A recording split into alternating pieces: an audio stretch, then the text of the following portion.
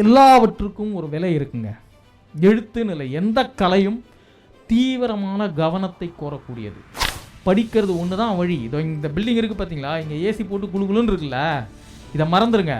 கீழே கொமையும் சரியா கச்சாமச்சான் இருக்கும், கலைஞ்சி போய் கிடக்கும். ஆனால் அங்கே தான் கிடைக்கும் புதையல். பஷீருக்கு மட்டும்தான் ரசிக்கும்படியான வாழ்க்கைன்னு நினைக்காதீங்க. அவருக்கு ரசிக்கும்படியாக எழுத தெரிந்திருக்கிறது, அவ்வளோதான்.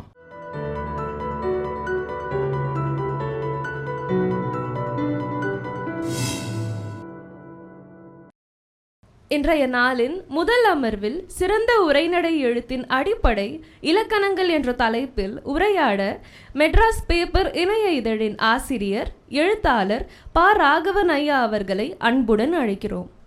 போன வருஷம் இந்த செஷன் அட்டன் பண்ண ஸ்டூடெண்ட்ஸ் யாராவது இப்போ திரும்ப வந்திருக்கீங்களா? இந்த வருஷம் பரவாயில்ல, தைரியமுள்ள ஒரு பெண். தெரிச்சு ஓடி இருக்கணும், மற்ற யாரையும் காணல. சரி,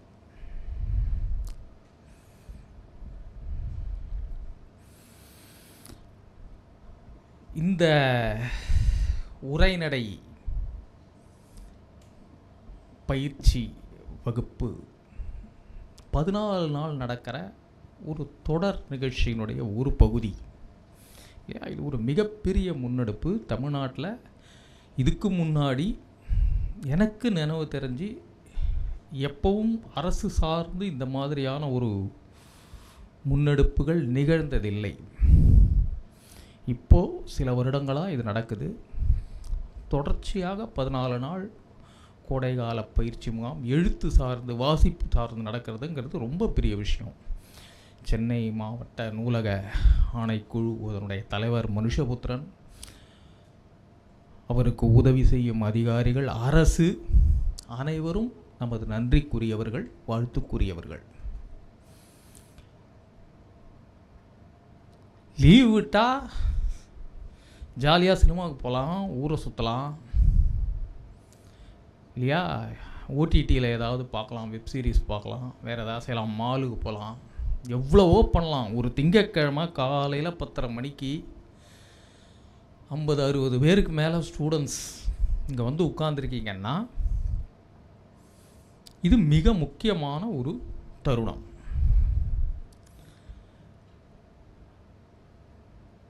இதெல்லாம் நடக்காது. தமிழில் படிக்கிறவங்க எழுதுகிறவங்களாம் ரொம்ப குறைவு, படிக்கிறவங்க குறைஞ்சிட்டே போகிறாங்க, தமிழில் யாருமே படிக்கிறதில்ல அப்படின்லாம் வந்து நீண்ட நெடுங்காலமாக சொல்லிகிட்ருப்பாங்க. ஆனால் நம்பாதீங்க, அதெல்லாம் ஃப்ராடு. படிப்பு, எழுத்து இதில் ஆர்வமுள்ள தலைமுறை ஒவ்வொரு காலகட்டம் தோறும் உருவாகி கொண்டே தான் இருக்கும். நம்முடைய கலாச்சாரத்தின் ஒரு பகுதி அது இல்லாமல் போகாது. என்ன ஒன்று, கவனம் திசை தடுமாறுவதற்கு, திசை மாறி செல்வதற்கு நமக்கு நிறைய ஆல்டர்னேட்ஸ் இப்போ வந்துருச்சு. விஷுவல் மீடியாவினுடைய டாமினேஷன். வீட்டுக்குள்ளே தேட்டருக்கு போனவங்க கூட அவசியம் இல்லை, வீட்டில் உட்காந்துக்கிட்டே நீங்கள் எல்லாம் பண்ணிடலாம். இனிமேல் வீட்டில் இருக்கணுன்றது கூட அவசியம் இல்லை, மொபைல்லையே மொத்த உலகத்தையும் ஆண்டலாம். அந்த மாதிரியான ஒரு காலகட்டத்தில் எழுத்து, படிப்பு, அதுக்குள்ளே இருக்கக்கூடிய பிரிவுகள், நுட்பங்கள், இதையெல்லாம் தெரிந்து கொள்வதற்கு, அறிந்து கொள்வதற்கு ஆர்வத்தோடு வரக்கூடிய மாணவர்கள் அப்படின்னு பார்க்கும்போது உண்மையிலேயே ரொம்ப மகிழ்ச்சியாக இருக்கு. ஏன்னா 40 வருஷம் முன்னாடி இதே மாதிரி தான் நான் அலைஞ்சிருக்கேன். இன்றைக்கி இந்த மாதிரி ஏசி ரூமில் சொல்லித்தர வசதிகள்லாம் இருக்கு இல்லையா, இதெல்லாம் அப்போ கிடையாது. என் வீட்டிலேருந்து ஒரு ஹெர்குலஸ் சைக்கிள் எடுத்துகிட்டு, அதுவும் லொடான்னு இருக்கும், அது அந்த சைக்கிள் எடுத்துகிட்டு மிதிக்க ஆரம்பிச்சோன்னா ஒரு நாளைக்கு 20-25 கிலோமீட்டர் மிதித்து பல்வேறு எழுத்தாளர்கள், ஆசிரியர்களை தேடி போவது. ஏதாவது கிடைக்காதா அலைஞ்சி திரிஞ்ச காலங்கள். அதன் பிறகு பத்திரிகை அலுவலகங்களுக்கு படையெடுத்தது. டெய்லி ஒரு கதை எழுதி எழுதி எழுதி எழுதி எல்லா பத்திரிகைக்கும் அனுப்புறது. அப்போல்லாம் பத்திரிகைக்காரங்க ரொம்ப நல்லவங்க, உடனே திருப்பி அனுப்பிச்சிருவாங்க. பிரசுரம் ஆகுமா ஆகாதா அப்படின்லாம் நம்மளை கவலைப்படவே வைக்க மாட்டாங்க. இந்த மண்டே ஒரு கதை அமிச்சா அடுத்த மண்டே திரும்பி வந்துடும். அதை பற்றி நானும் கவலைப்பட மாட்டேன். அதுக்கு அடுத்த மண்டே அது வேற ஒரு பத்திரிகை அமிச்சிருவேன். அப்போ நிறைய பத்திரிகைகளும் இருந்தது, வாசகர்கள் இருந்தாங்க. பத்திரிகை மட்டும்தான் ஊடகம் அப்படிங்கிற மாதிரி இருந்தது. டிவி டாமினேஷன் கிடையாது. இப்போ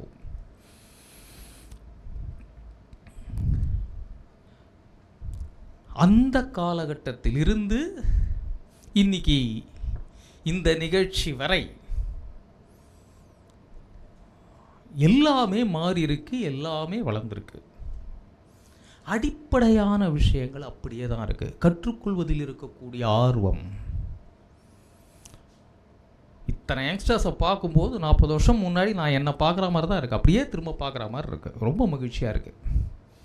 எனிவே, இன்றைய சப்ஜெக்ட் உரைநடை. உரைநடையின் அடிப்படை இலக்கணங்கள் அப்படின்னு எனக்கு தலைப்பு கொடுத்துருக்காங்க. இந்த இலக்கணம்ன்ற வார்த்தையை பார்த்தெல்லாம் பூச்சாடி காட்டுறாங்கன்னு நினச்சிக்காதீங்க. அதெல்லாம் கிடையாது. இது வந்து நீங்கள் ஸ்கூலில் படிக்கிற தமிழ் இலக்கணம் மாதிரிலாம் பயமுறுத்தாது உங்களை. சரியா? ரொம்ப சிம்பிளான சப்ஜெக்ட் தான் இது. ஒரு கதையோடு ஆரம்பிக்கலாம் நம்ம.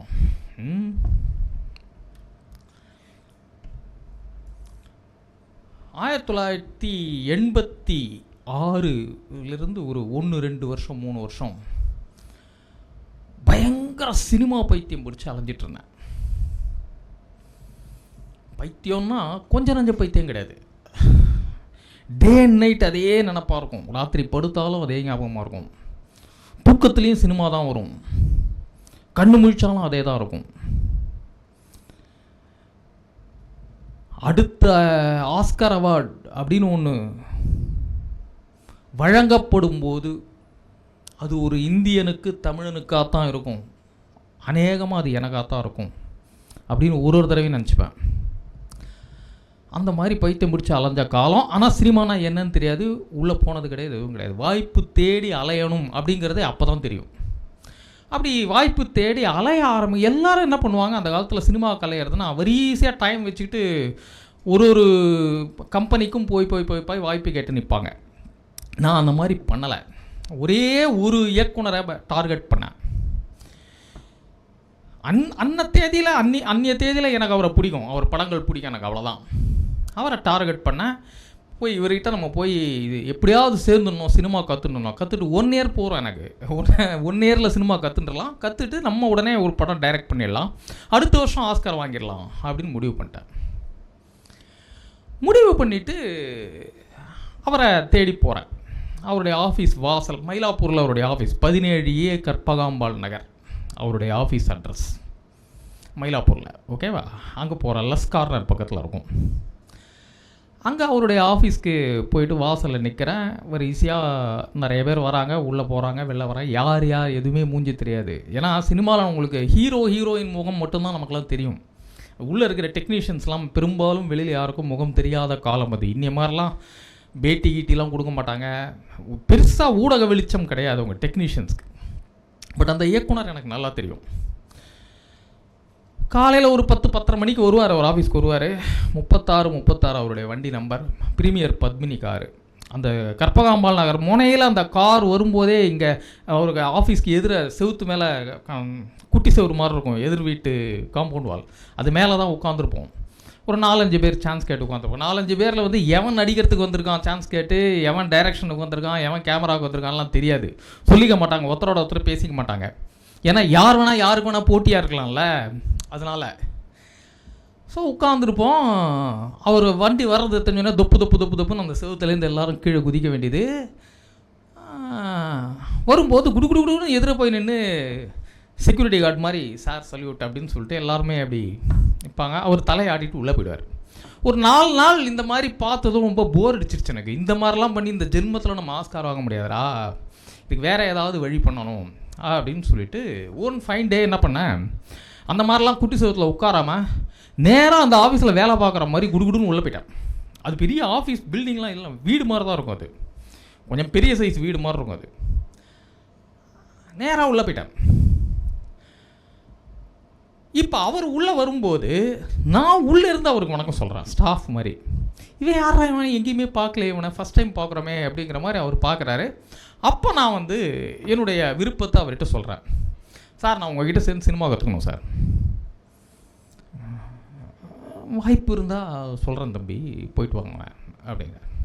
சரி சார் நான் நாளைக்கு வரேன் அப்படின்னு சொல்லிட்டு திரும்பி வந்துடுறேன். ஒரு 2-3 நாள் மறுபடியும் நான் அவருடைய ஆஃபீஸ்க்கு போகிறேன். இப்போ நான் அவர்கிட்ட பேசிட்டு வெளில வந்திருக்கேன். நல்லா கவனிங்க. அவர்கிட்ட நான் பேசுகிறேன். நான் என்ன பேசுகிறேன்றது பக்கத்தில் இருக்கிறவங்களுக்கு தெரியாது. வெளியில் வெயிட் பண்ணிட்டு இருக்கிற மற்ற கும்பலுக்கு வந்து இவன் உள்ளே சேர்ந்துட்டான் போல இருக்குங்கிற மாதிரி ஒரு பிம்பத்தை நான் உருவாக்கிட்டேன்.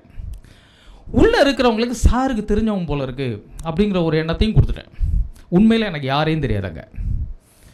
சரியா? ஒரு 2 நாள் கழிச்சு மறுபடியும் போகிறேன். மறுபடியும் அதே மாதிரி நேராக உள்ளே போயிடுறேன். முதல் நாள் பார்த்துட்டேன் இல்லையா, அதனால் எல்லோரும் ஹாய் ஹாய் ஹாய் வணக்கம் வணக்கம் எல்லாருக்கும் வணக்கம் சொல்லிட வேண்டியது. உள்ளே போய் தெரிஞ்சவன் மாதிரியே இப்படி ஒரு 4 நாள் பண்ணதை ஒருத்தன் கண்டுபிடிச்சிட்டான். அவன் பேர் வந்து தீனதயாளர்னு பேர். அவனு என்ன மாதிரி சான்ஸ் தேடி வந்துட்டு இருந்தவன். என்ன ஒரே வித்தியாசம்னா, நான் வீட்டிலேருந்து கிளம்பி வரும்போது சைக்கிள் மிதிச்சுட்டு வந்து எப்படி வேத்து கொட்ட நிற்பேன். அவன் வந்து மயிலாப்பூரில் தான் அவனுக்கு வீடு. அவன் கர்ச்சீஃபில் பான்ஸ் பவுடர் போட்டு எடுத்துன்னு வருவான். எப்போவுமே பவுடர் போட்டு அந்த காலத்து நடிகை சரோஜா தேவி மாதிரி இருப்பான், நல்ல தலதலான்னு இருப்பான். ஸோ அவன் வந்து கண்டுபிடிச்சிட்டான். ஒரு நாள் கேட்டான் என்ன, நீயும் வாய்ப்பு தேடி தானே வந்திருக்க? ஆமாங்களா, நானும் அதுக்கு தான் வந்திருக்கேன். உனக்கு என்ன தெரியும், என்ன படிச்சிருக்க? உனக்கு என்ன தெரியும், நீ என்ன படிச்சிருக்க? இப்படி அறிமுகமாகி நண்பனானான். முன்ன பின்ன தெரியாத ஒரு இடத்துல தெரியாத சூழ்நிலையில் நண்பனானான்.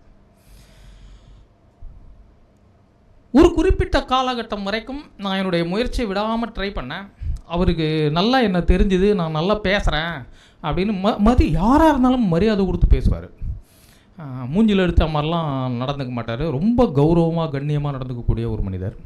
அவருடைய அலுவலகத்தில் வேலை பார்த்துட்டு இருந்தால் மற்றவங்களும் கொஞ்சம் கொஞ்சமாக பழக்கமாக ஆரம்பித்தான். அவங்களாம் இன்னுமே க்ளோஸாக பழக ஆரம்பித்தாங்க. அதில் இன்றைக்கி இயக்குனராக இருக்கக்கூடிய பல பேர் என்னுடைய நண்பர்களும் இருக்காங்க. ஓகே, இதெல்லாம் நடந்ததுங்க. ஒரு குறிப்பிட்ட காலகட்டம் வரைக்கும் போராடி பார்த்தேன். அந்த மனுஷன் சேர்த்துக்கிற மாதிரி தெரில. ரொம்ப கடுப்பாயிட்டேன். ஒரு நாள் ரொம்ப ஒரு மாதிரி உணர்ச்சி வசப்பட்டு அவர் படத்தில் வர டைலாக்ஸ் மாதிரியே அவரை வந்து ரொம்ப அதிகமாக என்றைக்காக ஒரு நாள் நீங்கள் நிமிர்ந்து பார்க்குற அளவுக்கு நான் வருவேன் அந்த மாதிரிலாம். அந்த காலத்தில் ஒரு 18-19 வயசு பையனுக்கு என்ன தோணுமோ அந்த மாதிரிலாம் பேசிட்டு லூஸ் தனமாக வந்துட்டேன். என்ன பண்ண அப்படின்னா, நம் தகுதியை நாம் வளர்த்து கொள்ள வேண்டுங்கிற ஒரு விஷயம் அந்த ஆஃபீஸில் இருக்கும்போது எனக்கு தெரிஞ்சது. அவருடைய முதன்மை உதவியாளர் வயசானவர் தான். அவர் பேர் அனந்தூன்னு பேர். ஒருபோதும் கையில் புத்தகம் இல்லாமல் அவரை நான் பார்த்ததே கிடையாது. எப்பவும் ஏதாவது ஒன்று படிச்சுட்டு இருப்பார். பட் அவர் படிக்கிற எந்த புத்தகமும் நான் அதுக்கு முன்னாடி கேள்விப்படாததாகவே இருக்கும், பார்க்காததாகவே இருக்கும். ஸோ என்னுடைய படிப்பறிவுங்கிறது சம்மந்தமில்லாத படு பாதாளத்தில் இருக்குங்கிறது தெரிஞ்சு போச்சு. So I started reading. இப்போ நீங்கள் இங்கே உட்கார்ந்துருக்கிற இந்த தேவநேய பாவனர் நூலகத்துக்கு ஒரு காலத்தில் நான் வந்து வாட்ச்மனோட சின்சியராக காலையில் திறக்கும்போது உள்ளே வருவேன், க்ளோஸ் பண்ணுற நேரத்தில் தான் வெளில போய் இங்கேயே தான் கிடப்பேன், பழி கிடப்பேன். மனுஷபுத்திரனுக்கு நல்லா தெரியும் அது. இங்கேயே கிடப்பேன், கையில் கிடைக்கிறதெல்லாம் படிப்பேன். இன்னார் எழுதுனது நல்லது கெட்டது வேண்டியது வேண்டாதது தேவையானது தேவையில்லாதது பேதமே பார்க்க மாட்டேன். அப்படி படிக்க ஆரம்பித்த பிறகு எனக்கு கிடைத்த முதல் பரிசு என்னன்னா, இந்த சினிமா ஆசையை உற்று நீ உருப்பட மாட்ட அப்படிங்கிற ஞானம். இதை யாரும் சொல்லித்தரல எனக்கு. என் படிப்பு எனக்கு கொடுத்தது. உருப்படணும்னா இதை உற்று அப்படின்னு தோணிட்டு. தென் ஐ ஸ்டார்டட் ரைட்டிங். முதல் பாகம் இங்கே முற்றும். 2ஆம் பாகம் 1992 டிசம்பர் 6 நான் கல்கியில் வேலைக்கு சேர்றேன். என்னுடைய கதை ஒன்றை படிச்சுட்டு நீ நல்லா எழுதுகிற அப்படின்னு கூப்பிட்டு உடனே வேலை கொடுத்து கல்கியில் என்ன உதவி ஆசிரியராக ட்ரெயினியாக சேர்த்துக்கிறாங்க. கொஞ்ச நாள் போகிறேன், கொஞ்சம் கொஞ்சமாக டெவலப் ஆகிறேன், நிறையா கற்றுத்தராங்க. அங்கே வாங்கின சம்பளங்கிறது வந்து எப்படின்னா ஸ்டைஃபண்ட் மாதிரி கற்றும் கொடுத்து சம்பளமும் எவன் கொடுப்பான். அன்றைக்கி அதெல்லாம் பண்ண ஆட்கள் இருந்தாங்க, இன்றைக்கி அப்படிலாம் கிடையாது. நல்லா ஓரளவுக்கு நல்லா வந்துட்டேன். கல்கியில் நிறைய எழுத ஆரம்பித்தேன். சிறுகதைகள் வந்தது, குட்டி குட்டி தொடர் கதையெல்லாம் எழுதினா, சினிமா விமர்சனங்கள்லாம் எழுதுவேன். எல்லாம் பண்ணி நடந்ததுங்க. இப்போ அந்த இயக்குனர் ஒரு டெலிஃபிலிம் எடுக்கிறார். அந்த டெலிஃபிலிமை பார்க்குறதுக்கு கல்கியினுடைய ஆஸ்தான சினிமா விமர்சகன்ற முறையில் எனக்கு அழைப்பு வருது. நான் போயிட்டு ப்ரீவியூ ஷோலாம் கிடையாது, அவருடைய ஆஃபீஸ்லேயே தனியாக அவருடைய ரூமில் போட்டு காட்டுறாரு. ஒரு 4-5 முக்கியமான பத்திரிகையாளர்களுக்கு மட்டும் போடுறாரு. அந்த டெலிஃபிலிமாக நான் பார்க்குறேன், ரொம்ப குப்பையாக இருக்குது, எனக்கு பிடிக்கல. ஸோ நான் வந்து அது நல்லா இல்லை அப்படிங்கிறத எனக்கு தோன்றுகிற விதமாக நான் எழுதிடுறேன். என்னுடைய கருத்தை எனக்கு பிடித்த இயக்குனங்கிறதுக்காக நான் மாற்றிக்கல, எதுவும் பண்ணல, நல்லா இல்லைன்றத நல்லா இல்லைன்னு எழுதிட்டேன். அப்போ அவர் கூப்பிட்டார், அப்படி ஏற இறங்க பார்த்தாரு. அவருக்கும் எல்லாம் ஞாபகம் வரும்ல, அவர் ஆஃபீஸில் போய் படையெடுத்து நின்று தானே நானும். ஸோ நானும் அவர் அப்படி ஏற இறங்க பார்க்குறேன். வளர்ந்துட்டார் அப்படின்னாரு. சிரிச்சாங்க, பேசாமல் இருந்தேன்.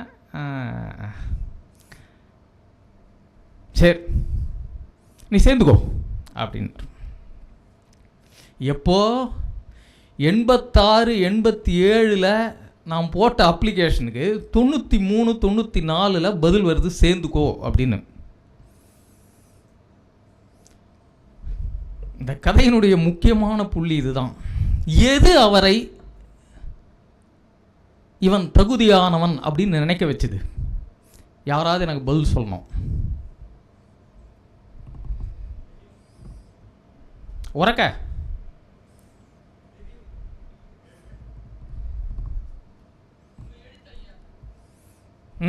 அது பொதுவான பதில். 2-3 விஷயம். ஒன்று, எனக்கு தோணுனதை நான் உண்மையாக நேர்மையாக கன்வே பண்ணியிருந்தேன். 2வது, அவ்வளோ பெரிய இயக்குனர் தன்னை குறை சொல்லி ஒருத்தன் எழுதியிருக்கான்றதையும் மீறி அந்த எழுத்து அவரை கவரக்கூடிய விதமாக அமைந்திருந்தது. 3வது, தெரிந்தவர், மதிப்புக்குரியவர், வேண்டியவர் அப்படிங்கிறதுக்காக நான் காம்ப்ரமைஸ் ஆகலைங்கிறது அவருக்கு பிடிச்சிருந்தது. அதனால் அவர் சொன்னார். அந்த செகண்டு நான் முடிவு பண்ணியிருந்தேன்னா நான் சினிமாக்காரன் ஆயிருக்கலாம், ஒன்று ஜெயிச்சிருக்கலாம், அல்லது வேறு ஏதாவது ஆயிருக்கலாம், எனக்கு தெரியாது. ஆனால் அப்போ நான் அவர்கிட்ட சொன்ன பதில், இல்லை சார், என்னுடைய பலம் எது எங்கே இருக்குங்கிறது எனக்கு தெரிஞ்சிருச்சு, நான் இதிலேயே கண்டினியூ பண்ணிக்கிறேன் அப்படின்னு சொல்லிட்டு வந்துட்டேன். இயக்குனர் கே பாலச்சந்தர். சரியா? இந்த ஒரு சின்ன அறிமுகம் இந்த வகுப்புக்கு தேவை அப்படின்னு தோணினதுனால சொன்னேன். இப்போ நம்ம உரைநடை, அந்த உரைநடை தான் எனக்கு அன்றைக்கி அவர்கிட்ட அந்த வாய்ப்பை வாங்கி கொடுத்தது. அதுதான் இன்னைய வரைக்கும் எனக்கு சோறு போடுது, அடையாளம் கொடுத்துருக்கு, இன்றைக்கி உங்கள் முன்னாடி நிற்க வச்சுருக்கு. சரியா? ஆமாம், இனி ஸ்லைட்ஸ்குள்ளே போயிடலாம்.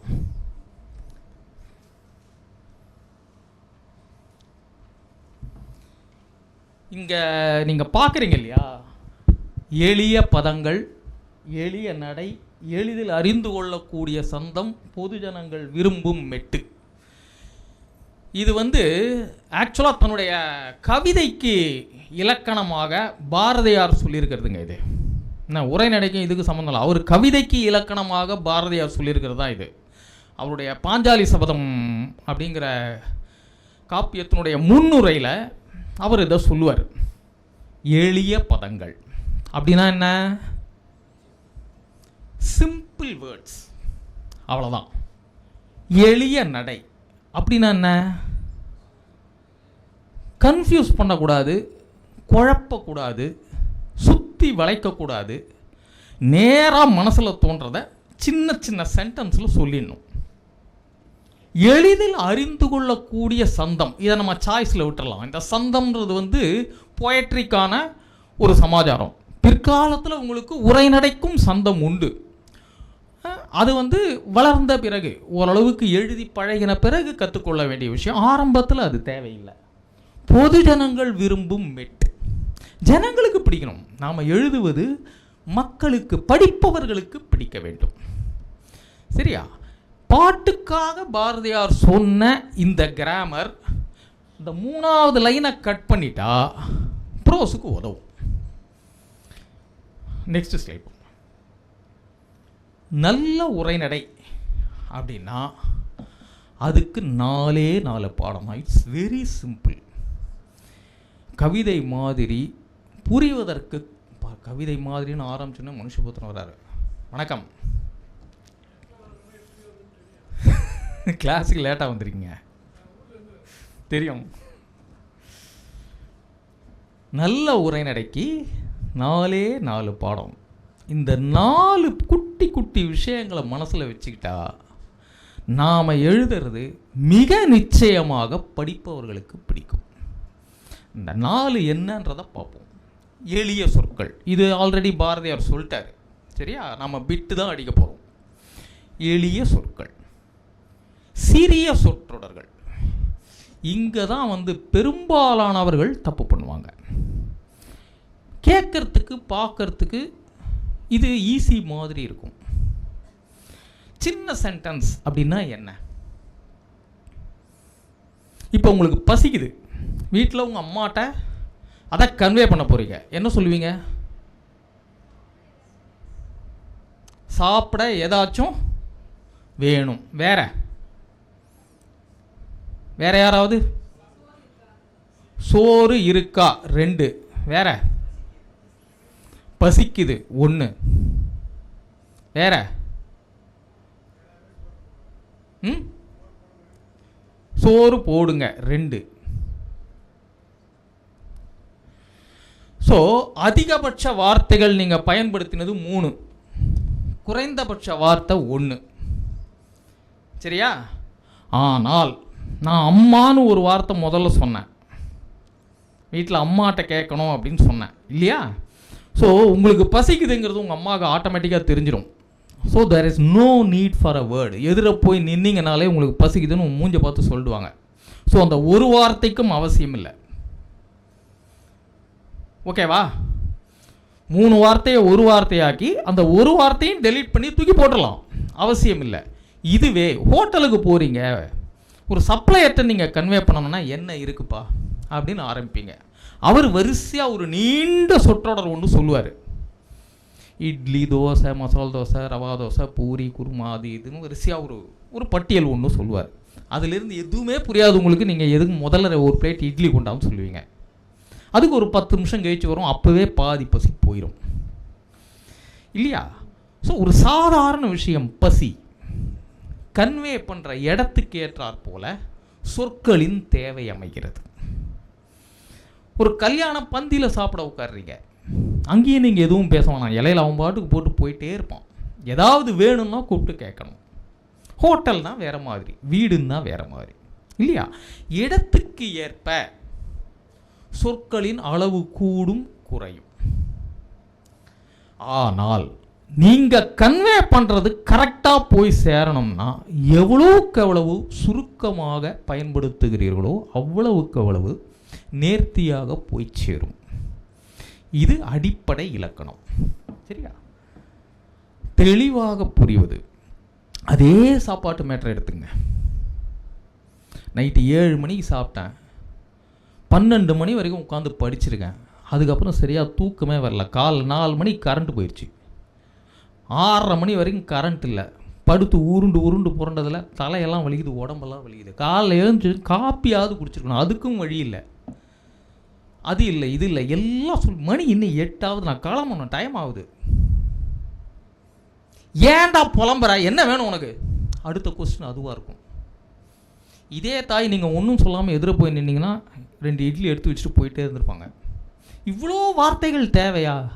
நைட்டு 7 மணிக்கு சாப்பிட்டதுலேருந்து 12 மணிக்கு கரண்ட்டு போனதுலேருந்து இவ்வளோ விஷயங்கள் சொல்லணுமா? அவங்களுக்கு தெரியாதா? அவங்களும் உங்கள் வீட்டிலே தானே இருக்காங்க. இதே கரண்ட்டு போனது அவங்களுக்கும் தெரியும் இல்லையா? தேவையற்ற சொற்கள் வாழ்க்கையில் எப்படி இதுக்கு உதவாமல் போகுதோ இந்த சொற்கள், அதே மாதிரி தான் எழுத்துலேயும் உதவாமல் போகும். நீண்ட சொற்றொடர்கள் உரைநடையில் தவிர்க்கப்பட்டே தீர வேண்டும். அப்படி பண்ணால் புரியறது ஈஸியாக இருக்கும்.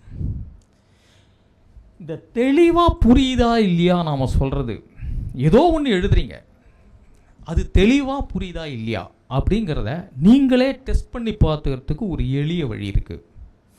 என்னன்னா, ஏதாவது ஒரு பேராகிராஃப் எழுதினீங்கன்னா வாயை திறந்து சொல்லுங்க. ஏன்னா உலகின் மிகச்சிறந்த நீதிபதி உங்கள் காது தான். வாயை திறந்து நீங்கள் ஒரு விஷயத்தை சொல்லி பார்த்தீங்கன்னா அது தெளிவாக இருக்கா இல்லையான்றது உங்களுக்கு தெரிஞ்சிடும். தப்பு இருக்கா இல்லையாங்கிறத அதை காட்டி கொடுத்துரும். சரியா? எதையும் சொல்லி பார்த்து எழுதுவதுங்கிறது ஸ்கூலில் டீச்சர்ஸ் சொல்லுவாங்க, சொல்லிக்கிட்டே எழுது. கேட்டிருக்கீங்களா? சின்ன வகுப்புகளில் இது நடக்கும். நம்ம அன்றைக்கி அதை பொருட்படுத்தவே மாட்டோம். டீச்சர்ஸ் சொன்னதில் 2 விஷயத்தை நம்ம சின்சியராக அவாய்ட் பண்ணியிருப்போம். அந்த 2ம் இன்றைக்கி தேவைப்படும். மிகச்சிறந்த உரைநடைக்கு தேவையான 2 பாடங்களை அதை சொல்லாமல் டீச்சர் சொல்லி கொடுத்துருப்பாங்க. நாம் கண்டிப்பாக அதில் பல்பு வாங்கியிருப்போம், செஞ்சுருக்க மாட்டோம். ஆனால் இந்த கட்டத்தில் அது தேவைப்படும். ஒன்று, சொல்லிக்கிட்டே எழுதுறது. என்னுடைய மாணவர்கள் அத்தனை பேருக்கும் நான் சொல்கிறது தான். இத்தனை வயசுக்கு அப்புறம் நான் ஒரு கதை எழுதுறேன், நான் 10 புஸ்தகம் வந்துருச்சு, எனக்கு வாயை விட்டு சொல்லிகிட்டே எழுதுங்கிறியா? நியாயமா? நியாயம். 80 புத்தகம் எனக்கு வந்திருக்கு, இன்னும் நான் அதை தான் செய்கிறேன், வாயை விட்டு சொல்லிட்டு தான் எழுதுகிறேன். அதனுடைய விளைவு தப்பித்தவரை கூட உங்களால் ஒரு சென்டென்ஸ் குழப்புது, இவன் எழுதுறது புரியலை, இவன் எழுதுறது போர் அடிக்குது அப்படின்னு நீங்கள் சொல்ல மாட்டீங்க. இப்போ நான் பேசுகிறேன் இல்லையா, உங்களுக்கு நேரடியாக கன்வே ஆகுது இல்லையா? ஏதாவது ஒரு வார்த்தை புரியாமல் போகுதா உங்களுக்கு? ரொம்ப கஷ்டமான ஒரு சொல் பயன்படுத்திட்டீங்க, இதை நாங்கள் கேள்விப்பட்டதே இல்லை அப்படின்னு நீங்கள் சொல்ல முடியாது. ஏன்? ஏன்னா நான் வாயை திறந்து பேசுகிறேன், நீங்கள் காதால் கேட்குறீங்க. உங்கள் காது ஒரு சிறந்த நீதிபதி. பொருத்தமற்ற அர்த்தமற்ற நீண்ட சொற்களை அது உள்ள அனுமதிக்கவே அனுமதிக்காது. என்னவோ சரியா இல்லையான்னு உடனே உங்களுக்கு இங்கே ஒரு அலாரம் அடிக்கும். ஸோ எளிய சொற்கள், சிறிய சொற்றொடர்கள் தெளிவாக புரிகிறதா, இதை பரீட்சை பண்ணி பார்க்கறதுக்கு வாயை விட்டு சொல்லிட்டு எழுதுங்க. 4வது, ஆணித்தரமாக பதிவது. இது கொஞ்சம் தனி சப்ஜெக்ட், இதை தனியாக பார்ப்போம். இந்த முதல் 3 புரிஞ்சிருச்சு இல்லையா? 4வது நான் இப்போ சொல்கிறேன். Next slide.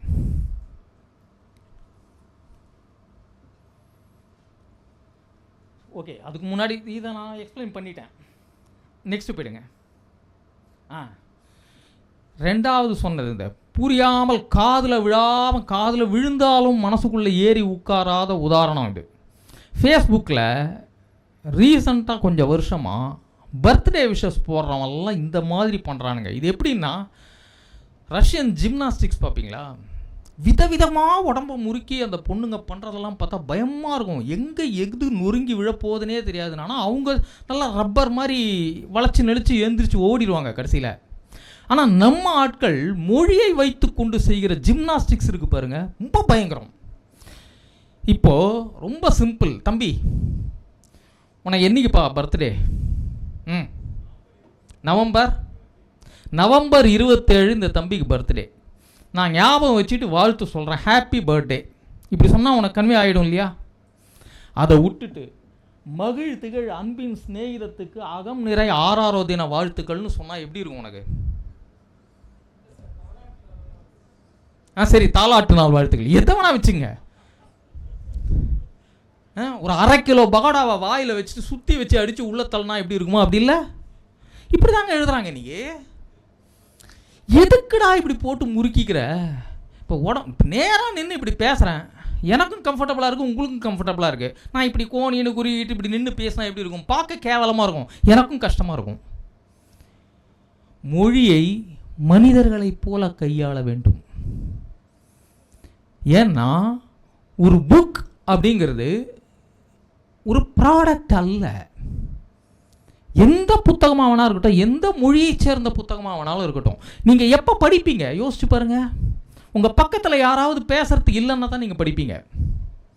ஆஃபீஸில் இருக்கும்போதோ, ஸ்கூலில் இருக்கும்போதோ, வீட்டில் இருக்கும்போதோ, 4 பேருக்கு நடுவில் இருக்கும்போதோ ஒரு புக்கை திறந்து வச்சு நீங்கள் படிச்சுட்டு இருப்பீங்களா? இல்லை படிக்க தான் விட்டுருவாங்களா இந்த சமூகம்? விடாது. யாரும் இல்லைன்னா நிம்மதியாக ஒரு 4 பக்கம் படிப்பீங்க இல்லையா? இதுக்கு என்ன அர்த்தம்? புத்தகம் மனிதர்களை ரீப்ளேஸ் செய்கிறது. புரியுதா உங்களுக்கு? மனிதர்களை ரீப்ளேஸ் செய்கிறது அப்படின்னா அதுவும் மனிதனை போலத்தான் இருக்கணும். எனக்கு போர் அடிக்குது அப்படின்னு சொல்லிட்டு ஒரு கரடி அல்லது ஒரு காண்டாமிருகத்தோட விளையாடுவோமானமோ? மாட்டோம். நம் சம வயது தோழர்களோடு விளையாடுவோம் இல்லையா? அந்த மாதிரி மனிதர்களை ரீப்ளேஸ் செய்யும் புத்தகம் மனிதனை போலவே தான் வடிவமைக்கப்பட்டிருக்க வேண்டும். அந்த நேர்த்தி இருக்கணும். கண்ணுன்னா கண் இடத்துல இருக்கணும், மூக்கு இருக்கிற இடத்துல இருக்கணும், காது இருக்கிற இடத்துல இருக்கணும். ஃபார் அ சேஞ்ச் வித்தியாசமாக ஒன்று பண்ணுவோம்னு சொல்லிட்டு மூக்கை தூக்கி இங்கே வச்சா எப்படி இருக்கும்? டிஃப்ரெண்ட்டாக பண்ணி பார்க்குறது தானே. மூக்கை தூக்கி நெத்தில வை, காதை தூக்கி கழுத்தில் மாட்டு, 2 கையை கட் பண்ணி இங்கே தலையில் வை. காமெடியாக போயிடும் இல்லையா? ரசிக்க மாட்டோம். இப்போ சிரிப்போம், அப்போ ரசிக்க முடியாது, அதன் கூட வாழ முடியாது. ஸோ இந்த மாதிரி ஜிம்னாஸ்டிக்ஸ் எல்லாம் எழுத்தில் பண்ணக்கூடாது. நேரடியாக பிறந்த நாள் ஒருத்தர் சொல்லணா ஹாப்பி பர்த்டேடான்னு சொல்லிட்டு போயிட்டே இருங்க. அது கொடுக்கக்கூடிய மகிழ்ச்சி, அது கொடுக்கக்கூடிய நிறைவை இந்த மகிழ்வுகள் அன்பின் சிநேகிதம்லாம் கொடுக்காது. நெக்ஸ்ட், நல்ல உரைநடை எப்படி இருக்கும்? சிஸ்டர் படிங்கம்மா, இதை உங்கள் திறமையை காட்டுங்க. நிதானமாக படிக்கணும். துப்பாக்கியின் குதிரை அழுத்தப்பட எரிச்சல் கொண்டு. ஒரு நிமிஷம் எல்லாருக்கும் கேட்குதா அவங்க படிக்கிறது? கொஞ்சம் உரக்க படிங்கம்மா. துப்பாக்கியின் குதிரை அழுத்தப்பட எரிச்சல் கொண்டு உஸ் சத்தத்தோடு தோட்ட வெளியே பாய்ந்தது. ஜன்னல் வழியாக எட்டி பார்த்து கொண்டிருந்த மனிதன் சத்தம் எழுப்பாமல் கவிழ்ந்து விழுந்தான். சிறிது நேரம் கழித்து மீண்டும் துப்பாக்கியின் குதிரை அழுத்தப்பட்டது. 2வது தோட்டா கோபத்தில் உருமிக்கொண்டே வெளியேறியது. தண்ணி சுமந்து கொண்டிருந்தவன் போட்டிருந்த ஆட்டுத்தோல் கிழிந்தது. அவன் கவிழ்ந்து விழ அவனின் ரத்தம் தண்ணீரோடு கலந்து தெருவில் ஒரு குட்டையை உருவாக்கியது. துப்பாக்கியின் குதிரை 3வது முறையாக அழுத்தப்பட்டது. தோட்டா குறி தவறிப்போய் ஒரு மண் சுவரில் புதைந்து கொண்டது. 4வது ஒரு வயதான பெண்மணியை பின்புறமாக தாக்கியது. அவர் கத்துவதற்கு கூட நேரமில்லாமல் கீழே விழுந்தார். 5வதும் 6வதும் வீணாக்கப்பட்டது. யாரும் கொல்லப்படவில்லை, யாரும் காயப்படவில்லை. குறி பார்த்தவன் ஏமாற்றத்தோடு காணப்பட்டான். திடீரென்று அவனின் கண்கள் தெருவில் ஒரு குழந்தை ஓடி வருவதை பார்த்தது. அவன் தன்னுடைய துப்பாக்கியை உயர்த்தி அந்த குழந்தையை குறி பார்த்தான். நீ என்ன செய்து கொண்டிருக்கிறாய்? உடனிருந்தவன் கேட்டான். ஏன், உன் துப்பாக்கியில் தோட்டாக்கள் இல்லை. இதில் ஏதாவது ஒரு வார்த்தை உங்களுக்கு புரியாமல் இருக்கா? 2 பேர் டெரரிஸ்ட். அவன் எந்த மதம்லாம் சொல்லலை. 2 பேர் டெரரிஸ்ட்டு. ஒருத்தன் சுட்டுக்கிட்டே வரான். முதல்ல ஒருத்தன் சாகிறான், அப்புறம் ஒரு கிழவி சாகிறாங்க, அப்புறம் ஏதோ ஒரு வியாபாரி சாகிறான். கையில் இருக்கிற துப்பாக்கியில் 6 குண்டு இருக்குது. 6ல் 4 குண்டு யூஸ் பண்ணுறான், 2 குண்டு வேஸ்ட்டாக போகுது.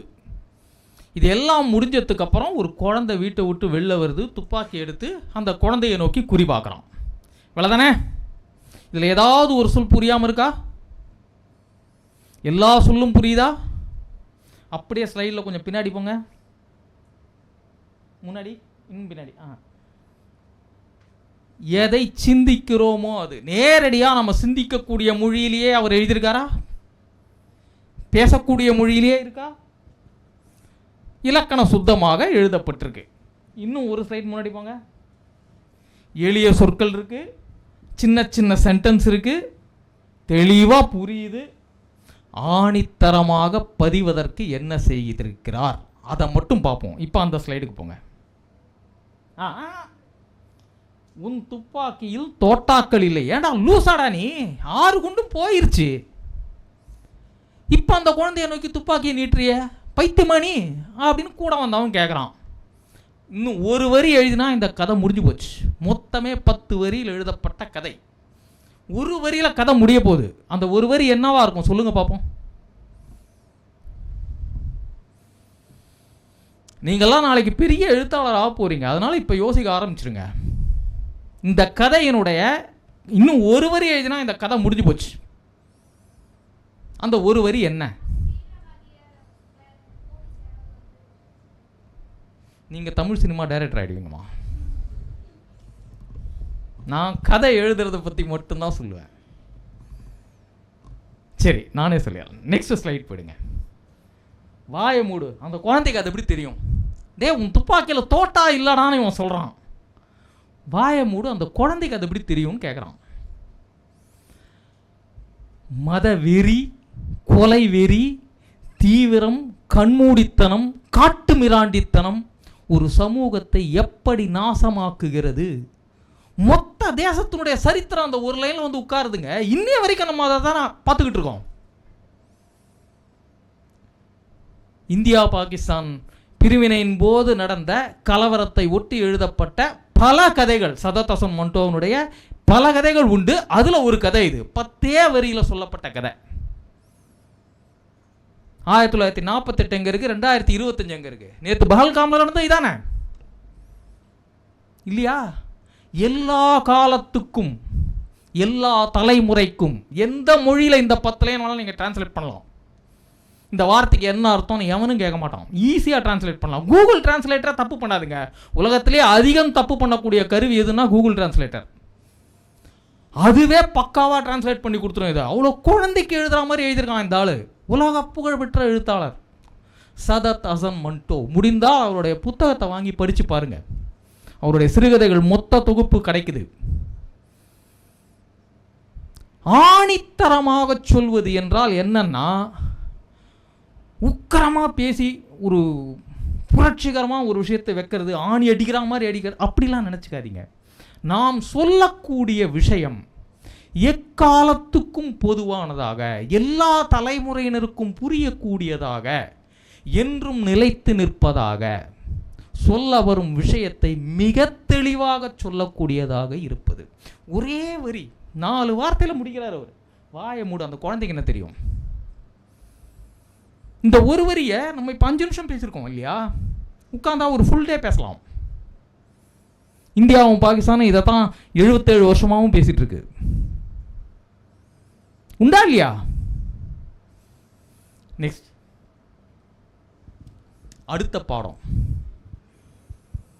பாணித்தரமா எழுதுறத பத்தி நம்ம பார்த்தோம். எளிமையாக, சுருக்கமாக, தெளிவாக, இதெல்லாம் பார்த்தோம் இல்லையா? இதுக்கு நேரெதிராக ஒரு கும்பல் உண்டு, எழுத்து தீவிரவாத கும்பல். அவங்க என்ன பண்ணுவாங்க, முறுக்கு பிழிவாங்க எழுத்துல. சரி, ஸ்வீட்டா பிழியலாம்னா ஜாங்கிரி பிழிவாங்க, ஜிலேபி பிழிவாங்க, ஏதோ ஒன்றை பிழியணும். கதாசிரியர்கள், கட்டுரை ஆசிரியர்கள் மட்டும் இல்லை, விளம்பரத்தில் கூட இது நடக்குது. இது அந்த மாதிரியான ஒரு விளம்பரம் தான். படிமா இந்த விளம்பரத்தை.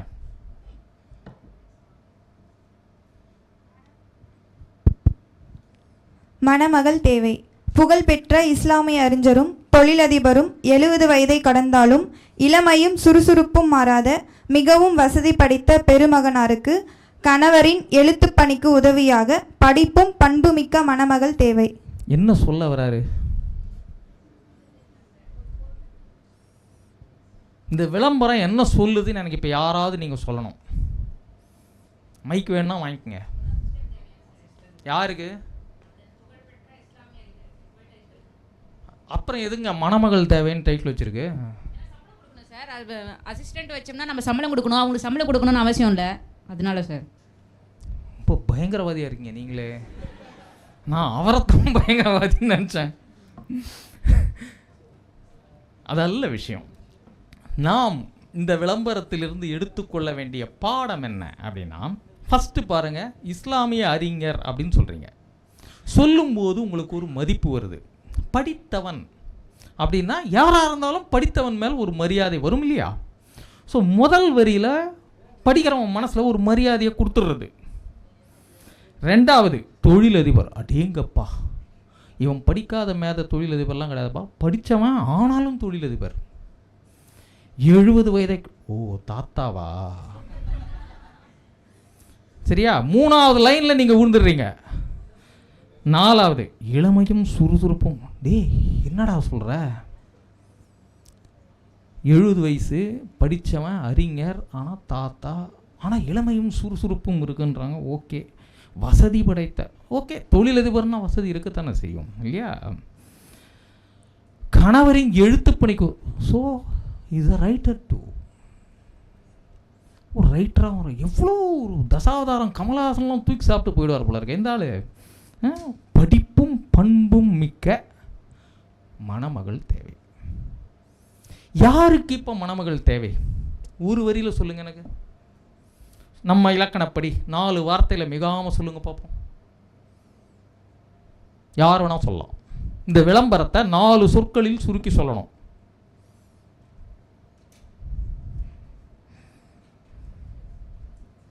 அடுத்த ஸ்லைட் போங்க. 70 வயதை கடந்த பணக்காரருக்கு மணமகள் தேவை. எழுத்துப்பணிக்கு உதவியாக இருப்பது அவசியம். இப்படி 2 சென்டென்ஸாக அதை உடைச்சிடணும். 70 வயசுக்காரரை ஏன் கட்டிக்கணும்னு அந்த பொண்ணு நினச்சதுன்னா, அவர் பணக்காரன், நாளைக்கு மண்டையை போட்டுருவான், அத்தனை காசும் உனக்கு தாண்டி அப்படிங்கிறத கன்வே பண்ணிடணும். First thing. 2வது, சும்மா நீ கல்யாணம் பண்ணிட்டு போய் இருக்க முடியாது, உனக்கு எழுத படிக்க தெரிஞ்சிருக்கணும். அந்த ஆள் ரைட்டர் வேற, அவன் சொல்கிறத நீ எழுத வேண்டியிருக்கும். யாரு கண்டா நாளை பின்ன தஸ்தாவஸ்கி மாதிரி அவன் ஏதாவது உலக சாதனை பண்ணி தொலைச்சிட்டான்னா, ஒரு 2 சென்டிமீட்டர் விளம்பரத்துக்குள் இவ்வளவு பேசுவதற்கு விஷயம் வைக்கக்கூடாது. பளிச்சுன்னு சொல்லுங்க. குமுதத்தில் முதல் ஆசிரியர் SAP அண்ணாமலை அப்படின்னு இருந்தார். ஆனால் உங்கள் காலத்துக்கெல்லாம் ரொம்ப முற்காலம், நீங்கள் கேள்விப்பட்டிருக்க மாட்டீங்க. SAP அண்ணாமலை குமுதம் புத்திரியினுடைய ஆசிரியர். 5 லட்சம் காப்பிக்கு மேலே குமுதத்தை விற்க வைத்த மிகப்பெரிய சாதனையாளர். சரியா? குமுதத்தினுடைய கேரக்டர் வேற, SAPயினுடைய கேரக்டர் வேற. அவர் பெரும் படிப்பாளி, பெரும் பண்டிதர், அறிவாளி, அது வேற, அதை விட்டுருங்க. எழுத்துக்கு 3 வார்த்தையில் அவர் ஒரு இலக்கணம் சொல்றார். பளிச்சென்ற ஆரம்பம், சுவாரஸ்யமான வளர்ச்சி, திடுக்கென்ற முடிவு. இதில் இந்த லாஸ்ட் மட்டும் குமுதத்தினுடைய ஃபார்முலா. அதை நம்ம அப்படியே எடுத்துக்கணுன்ற அவசியம் கிடையாது. குமுதத்தில் ஒரு கதை வரணும்னா அது எப்படி இருக்கணும் அப்படின்னா, பளிச்சென்ற ஆரம்பம், சுவாரஸ்யமான வளர்ச்சி, திடுக்கென்ற முடிவு. இப்படி இருக்கணும் எழுதினா அப்படின்னு அவர் சொல்லியிருக்காரு. இப்போ நம்ம முதல்ல இந்த ஸ்லைடில் ஃபஸ்ட்டு என்ன பார்த்தோம்? பாரதியார் சொல்கிறார் இல்லையா, எழுத்துக்கான இலக்கணம் எளிமையாக இருக்கணும், எளிய பதம், எளிய சந்தம், பொதுஜனங்கள் விரும்பும் மெட்டு. இந்த மாதிரி வகைப்படுத்தி கொண்டு நமக்குள்ள நம் எழுதுவது தெளிவாகவும் தீர்க்கமாகவும் ஆணித்தரமாகவும் இருக்க வேண்டும் அப்படிங்கிற ஒரு தீர்மானம் வந்துருச்சுன்னா அதை நோக்கி ஆட்டோமேட்டிக்காக நீங்களே போயிடுவீங்க. அடுத்த ஸ்லைட். உரைநடை எழுதுறதுனுடைய அடிப்படை ரொம்ப எளிமையானது. உண்மையை எழுதணும். உண்மையை அழுத்தமாக எழுத வேண்டும். உண்மையை ஆதாரத்தோடு எழுத வேண்டும். கதை கட்டுரை ஏதானாலும் இதான் first rule and only rule. உண்மை மட்டும்தான் எழுத்துக்கு அடிப்படை. உங்களை யாருக்காவது குழப்பம் வரலாம். உண்மை அப்படின்னு சொல்ற, கதை கட்டுற, ரெண்டுத்துக்கும் அதுதான் சொல்ற. இது எப்படி பொருந்தும்? கதை அப்படின்னாலே உங்களுக்கு இம்மிடியேட்டாக வரக்கூடிய மனக்காட்சி என்ன வரும்னு பார்த்தீங்கன்னா, இப்படி பேனாவை இப்படி வச்சுக்கிட்டு இப்படி போஸ்ட் கொடுக்குற எழுத்தாளர்கள் நிறையா பார்த்துருப்பீங்க நீங்கள் இல்லையா? எங்கேயோ பார்த்து சிந்தித்து அந்தர வெளியிலேருந்து ஒரு விஷயத்தை தூக்கி எடுத்து எழுதி கொடுக்குறதுங்கிற மாதிரி ஒரு பிம்பம் இருக்குமானா அதை அப்படியே டெலீட் பண்ணுங்க. அப்படி எழுதினா கதை இல்லை, சிரிச்சிரும் உலகம். முழுக்க முழுக்க கற்பனையில் நீங்கள் எழுதக்கூடிய எதுவானாலும் உடனடியாக போட்டு மிதிக்கப்படும். சரிங்க, ஒரு போர்க்களங்க, ஒரு நாட்டுக்குள்ள உள்நாட்டு சண்டை பயங்கர கொதிநிலையில் இருக்குது. லட்சக்கணக்கில் மக்கள் செத்து போகிறாங்க. போராளிகள் அரசுக்கு எதிராக தீவிரமாக போராடிக்கிட்டு இருக்காங்க. உயிர் போய்கிட்டே இருக்குது. ரத்தம் வெள்ளம் பெருக்கெடுத்து ஓடிக்கொண்டே இருக்கிறது. ஒரு நாட்டின் நிம்மதி இல்லாமல் போய் பல காலம் ஆகிவிட்டது. அப்படிப்பட்ட சூழ்நிலையில் இன்னொரு நாட்டிலேருந்து ஒருத்தர் போகிறார் அந்த நாட்டுக்கு. அந்த நாட்டு நிலைமையை பார்க்கறதுக்காக படாத பாடுபட்டு காடு மேடெல்லாம் கடந்து மழையில், கொற்ற மழையில், பள்ளத்தாக்கில் விழுந்து புரண்டு எழுந்து அலைஞ்சு திரிஞ்சு கடைசியில் அந்த போராளி இயக்க தலைவரை போய் பார்க்குறாருங்க. என்ன தம்பி, நல்லா இருக்குங்களா, வாங்க உட்காருங்க, சாப்பிடுங்க அப்படின்னு சொல்லிட்டு 2 இட்லி எடுத்து கொடுக்குறாரு. உடச்சி பார்த்தா உள்ள கறி அப்படின்னு சொன்னால் எப்படி இருக்கு உங்களுக்கு? ஏன் சிரிக்கிறீங்க? ஏன் சிரிச்சிங்க இப்போ சொல்லுங்க? சொல்லி முடிக்கிறதுக்கு முன்னாடியே உங்களுக்கு சிரிப்பு வருது இல்லையா? உண்மையற்ற எதுவுமே அப்படித்தான் ஆகும். உடனடியாக சிரிக்க வைக்கும். உங்கள் மனசு சொல்லும். எதை ஏற்பது எதை நிராகரிப்பதுங்கிறத உங்கள் மனசு காட்டி கொடுக்கும். அது போய் சொல்லாது, வாய் தான் போய் சொல்லும், மனசு போய் சொல்லாது. உண்மை உங்களுக்கு தெரியும். இதுதான் உண்மையாக இருக்க வேண்டும், இதுதான் யதார்த்தமாக இருக்க வேண்டும், இதுதான் நியாயமாக இருக்க வேண்டும். நம்ம மனசு ஒருபோதும் தவறாக சிந்திக்க சொல்லித் தராது. அது எல்லாமே வெளியிலிருந்து வரும். சரியா? ஸோ உண்மை உண்மை உண்மை திரும்ப திரும்ப திரும்ப கதையானாலும் சரி கட்டுரையானாலும் சரி உண்மை மட்டும்தான் அடிப்படை. உண்மையற்றவை எடுபடாது போகும், வாழாது, பெயரை கெடுக்கும், அவமானப்படுத்தும், சிறுமைப்படுத்தும். ஸோ கையில் பேனாவை வச்சு நீங்கள் எழுத ஆரம்பிக்கிறீங்கன்னா அது உண்மையானதாக இருக்க உங்களுக்கு நேர்தான்.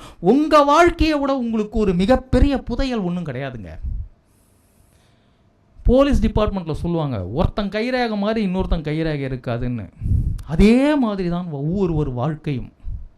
எத்தனை ஸ்க்ரீன் பிளே, கோடிக்கணக்கான ஸ்க்ரீன் பிளே, மனிதகுலம் மொத்தத்துக்கும் 3 லட்சம் வருஷமாக எழுதப்பட்ட ஸ்க்ரீன் பிளே. உங்களுடைய ஸ்க்ரீன் பிளே உங்களுக்கு மட்டுமானது, பிரத்யேகமானது.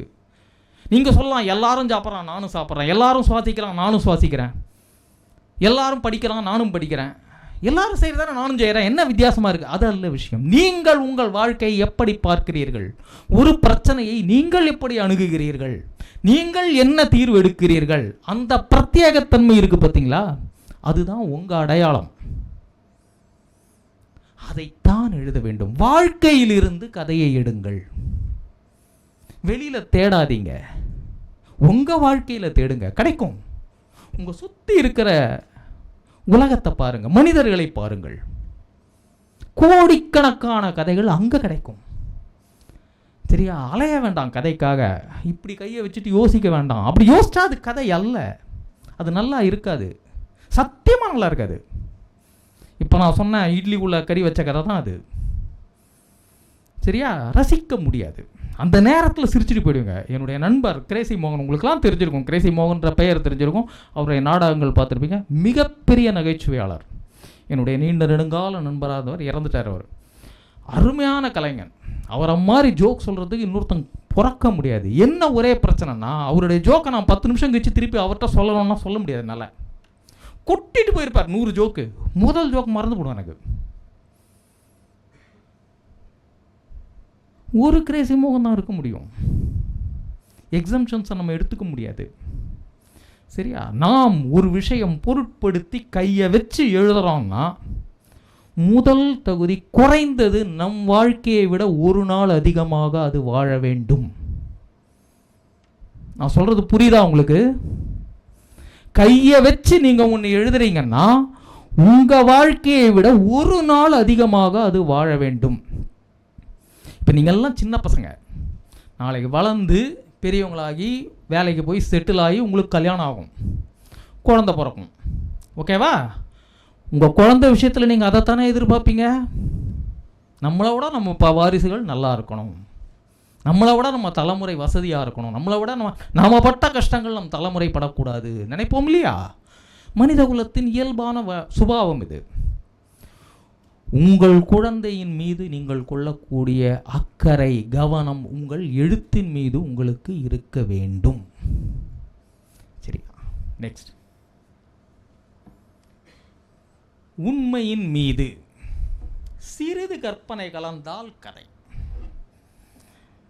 உண்மையை மட்டுமே எழுதினா அது எப்படி? கதைக்கும் கட்டுரைக்கு என்ன வித்தியாசம்? ரெண்டுத்துக்கும் உண்மைதான் பேஸ்னு சொல்லிட்டோம் இல்லையா?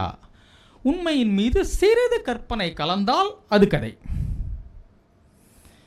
எந்த கலப்படமும் இல்லாதிருந்தால் அது கட்டுரை. கதையில் நீங்கள் ஆதாரத்தை ஓப்பனாக காட்ட வேண்டிய அவசியம் இல்லை. ஆனால் கட்டுரை எழுதும்போது ஆதாரங்களை சேர்த்து பிரசுரிக்க வேண்டும். கதை எக்காலத்துக்கும் அவசியமானதாக பொருத்தமானதாக இருப்பது முக்கியம். கட்டுரை எழுதப்படும் காலத்தை பிரதிநிதித்துவப்படுத்த வேண்டும். கதையில் எழுதுபவன் இருப்பான், அதாவது ரைட்டர்னு ஒருத்தன் கதைக்குள்ள இருப்பான். கட்டுரையில் எழுதப்படும் பொருள் மட்டும்தான் முக்கியம். நான் 2 விதமாகவும் எழுதுறேன். நாவல்கள் எழுதுவேன், கட்டுரைகள், அரசியல் என்னுடைய ஏரியா, சர்வதேச அரசியல் நான் எழுதுவேன். 2 எழுதும் போதும் நிஜமாகவே அந்நியனாகவும் அம்பியாகவும் மாறித்தான் எழுதியாகணும். வழியே கிடையாது, வேறு வழியே கிடையாது.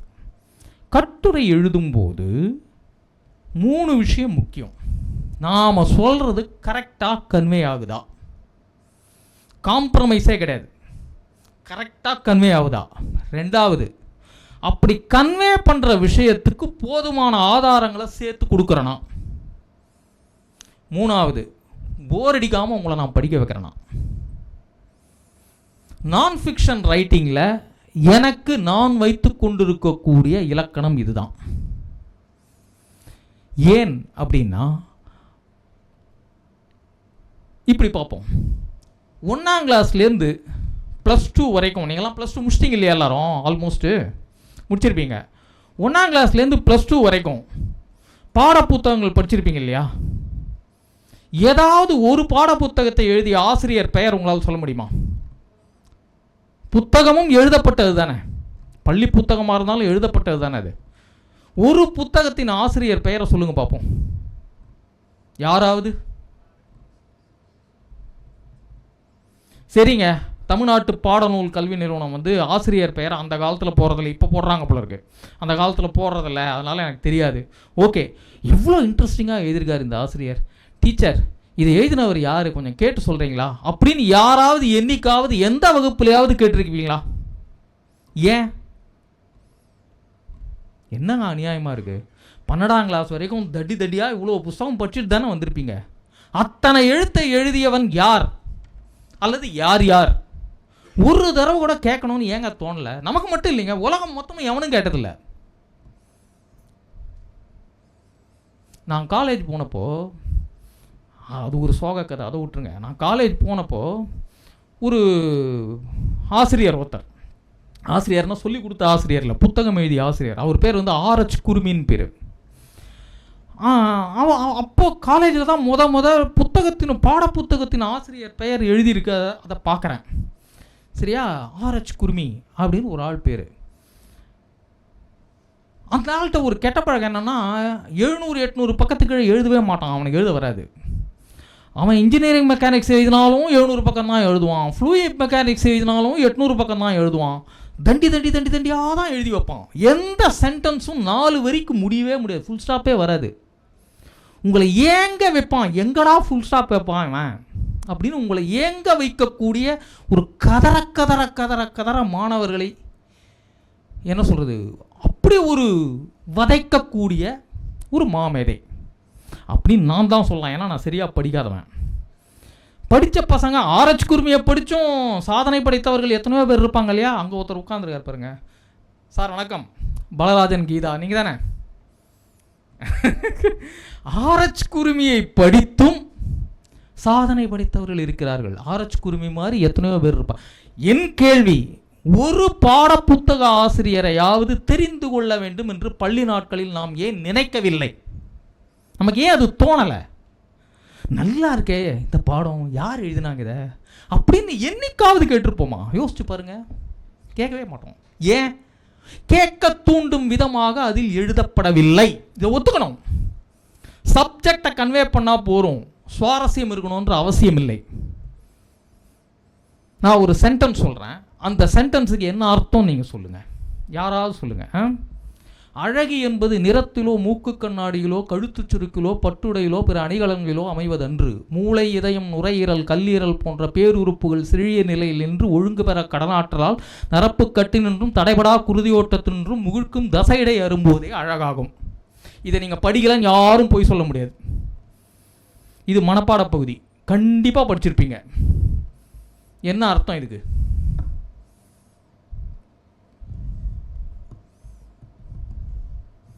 ஏங்க அநியாயம் பண்ணுறீங்க, ஒருத்தர் கூட வாயை திறக்க மாட்டேன். சொல்லுமா.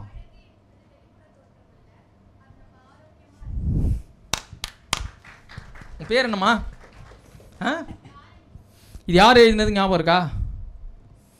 இது திருவிகாவனுடைய மனப்பாட பகுதி. நான் இதை படிக்கும்போது நினச்சேன், வாழ்க்கையில் மனப்பாட பகுதி எழுதுறதுக்காகவே பிறந்த ஒரு எழுத்தாளர் இவர் தான்டா அப்படின்னு நினைப்பேன். 8th ஸ்டாண்டர்ட்லேயும் படித்தேன், 9th ஸ்டாண்டர்ட்லேயும் படித்தேன், 10th ஸ்டாண்டர்ட்லேயும் படித்தேன்.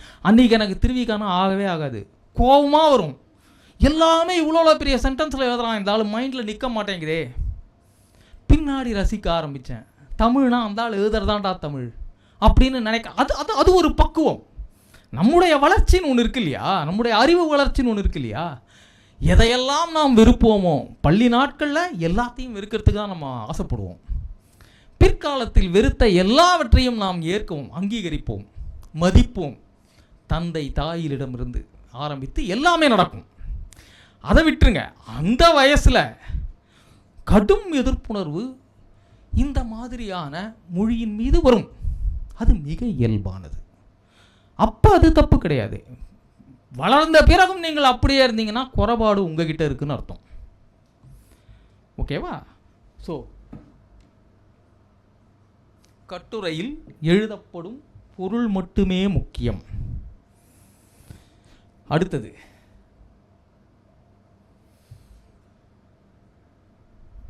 இதை படிங்கம்மா.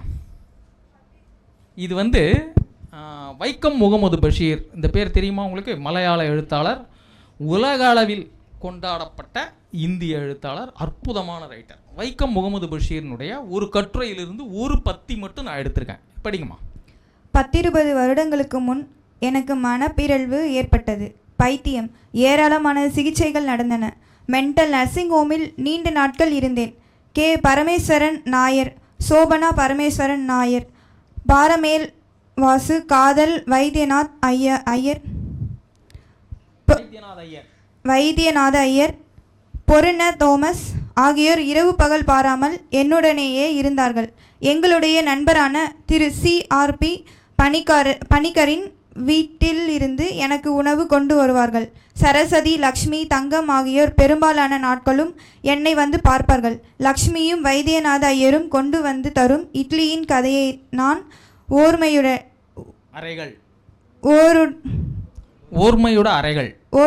அறைகள் என்னும் புத்தகத்தில் எழுதியிருந்ததாக நினைவு.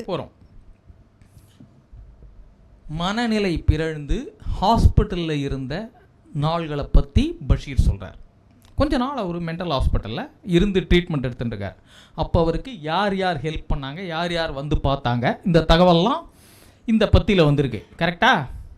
ஒரு கட்டுரை அப்படிங்கிறதுனால ஸ்ட்ரெயிட்டாக தகவல்களை சொல்கிறார். நான் இந்த மாதிரி மென்டல் இல்னஸ் காரணத்தினால ஒரு ஹாஸ்பிட்டலில் இருக்கேன், இன்னும் நேரம் என்னை பக்குவமாக பார்த்துக்கிட்டாங்க, நான் தேறிட்டேன். அவங்க பேரெல்லாம் மென்ஷன் பண்ணுறாரு. இந்த அனுபவங்களை நான் ஒரு கதையில் கூட மென்ஷன் பண்ணியிருக்கேன்னு நினைக்கிறேன். கவனிங்க, நினைக்கிறேன், பண்ணியிருக்கேன்னு உறுதியாக சொல்லலை, எழுதியிருந்ததாக நினைவு அப்படின்னு சொல்கிறார். ஒரு கட்டுரைக்கான அதுலேயே இருக்கு 10 வருடமா 20 வருடமா மிக ஒரு என்ன சொல்கிறது, ஒரு டீகேடு, 10 வருஷ காலகட்டத்தை கன்ஃபியூஸ் ஆகிறாரு. அந்த கலங்கிய மனநிலை அப்படியே கட்டுரையில் அவர் வைக்கிறார். எந்த அலங்காரமும் இல்லை, பொய் இல்லை, மிக இல்லை. புரியுதுங்களா இது உங்களுக்கு? இதே மனநல மருத்துவமனையில் இருந்த அனுபவத்தை கதையாக மாற்றும் போது எப்படி எழுதுறாருன்னு பாருங்க. அடுத்த ஸ்லைடு போங்க. சத்தியமா நீ என்னை நேசிக்கிறாயா? அப்படியே யோசித்தவாறு படுத்திருந்தேன். சற்று கழித்து நான் தூங்கியிருக்க வேண்டும். காலை 7 மணிக்கு நான் விழித்தேன். உயிர்களை ஊட்டும் ஒரு கனவின் ஞாபகத்தோடு ஒன்றல்ல 2 கனவுகள், ஒன்றை தொடர்ந்து ஒன்று. முதலாவது ஒரு வெள்ளை நரி, பெண் என்று தோன்றுகிறது. நான் அதை ஒரு கெட்டியான வெள்ளை கயிற்றால் கட்டி பிடித்திருக்கிறேன். கயிறு அதன் கழுத்தில். நான் அந்த கயிற்றை தூக்கி நிலத்தில் வீசுகிறேன். பல முறை கொல்லவில்லை. ஒரு லயம் தவறாமல் வீசுகிறேன். அதற்கு அடுத்த கனவு, மிகவும் இளமை தொட்டு என்னிடம் மிகவும் நேசம் காட்டியவளும் என் ஆள் மனசில் நேசம் மலர செய்தவளும் ஆகிய ஒரு பெண், 15 வயது இருக்கும், பேபி. அவள் என்னை ஆவேசத்தோடு கட்டிப்பிடித்து என் உதடுகளில் முத்தமிட்டாள். அந்த ஞாபகங்களோடு நான் விழித்தேன். அப்போது அதற்கு முந்தைய கனவுகளை நினைத்து பார்த்தேன். ஒரு கனவு நிலைக்கு உங்களை கூட்டிட்டு போறாரு. நார்மலாக இருக்கக்கூடிய நிலையில் பஷீர் எப்படி எழுதுவாருங்கிறதுக்கு நான் இப்போ உதாரணம் காட்டிகிட்டு இருக்க முடியாது. நீங்கள் பஷீர் கதைகளை வாங்கி படித்தால் உங்களுக்கு புரியும். மதில்களோ மற்ற பாத்துமாவின் ஆடோ மற்ற ஏதோ ஒன்று பஷீரினுடைய எழுத்தை நீங்கள் படிப்பீர்களானால் அதில் இருக்கக்கூடிய லயம் வேறு, அதில் இருக்கக்கூடிய சுதி வேறு, அதில் இருக்கக்கூடிய மீட்டர் வேறு, லைன் அண்ட் லென்த் வேறு, எல்லாமே வேறு. ஒரு கொண்டாட்ட மனநிலையை நீங்கள் பஷீரோட எழுத்தில் பார்க்கலாம். பக்கத்துக்கு பக்கம் திருவிழா, அப்படி தான் இருக்கும் அவருடைய ரைட்டிங். இந்த பேரா எப்படி இருக்குன்னு பார்த்தீங்கன்னா, இது அவர் மனநல காப்பகத்திலிருந்து வந்த பிறகு எழுதிய ஒரு கதையிலிருந்து எடுத்த பகுதி. இதில் மனநல காப்பகம் வரல இல்லையா, ஆனால் அந்த மூடை கொண்டு வந்துடுறார் இல்லையா. எப்படி முடியுது? இதைத்தான் உண்மை ஒன்று தான், அடிப்படை ஒன்று தான். கதையாக எழுதும்போது எழுதும் விதம் வேறு, கட்டுரையாக எழுதும்போது எழுதப்படும் விதம் வேறு. இந்த உதாரணம் காட்டினதுக்கு காரணம் உங்களுக்கு கதைக்கும் கற்பனை. சொல்லுங்க சார்.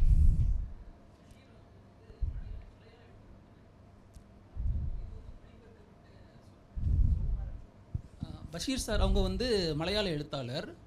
இது மொழிபெயர்க்கப்பட்டது. அதே உயிரோட்டம் இந்த எழுத்துக்களில் இருக்கணும், இன்ச்சு கூட குறையல சார்.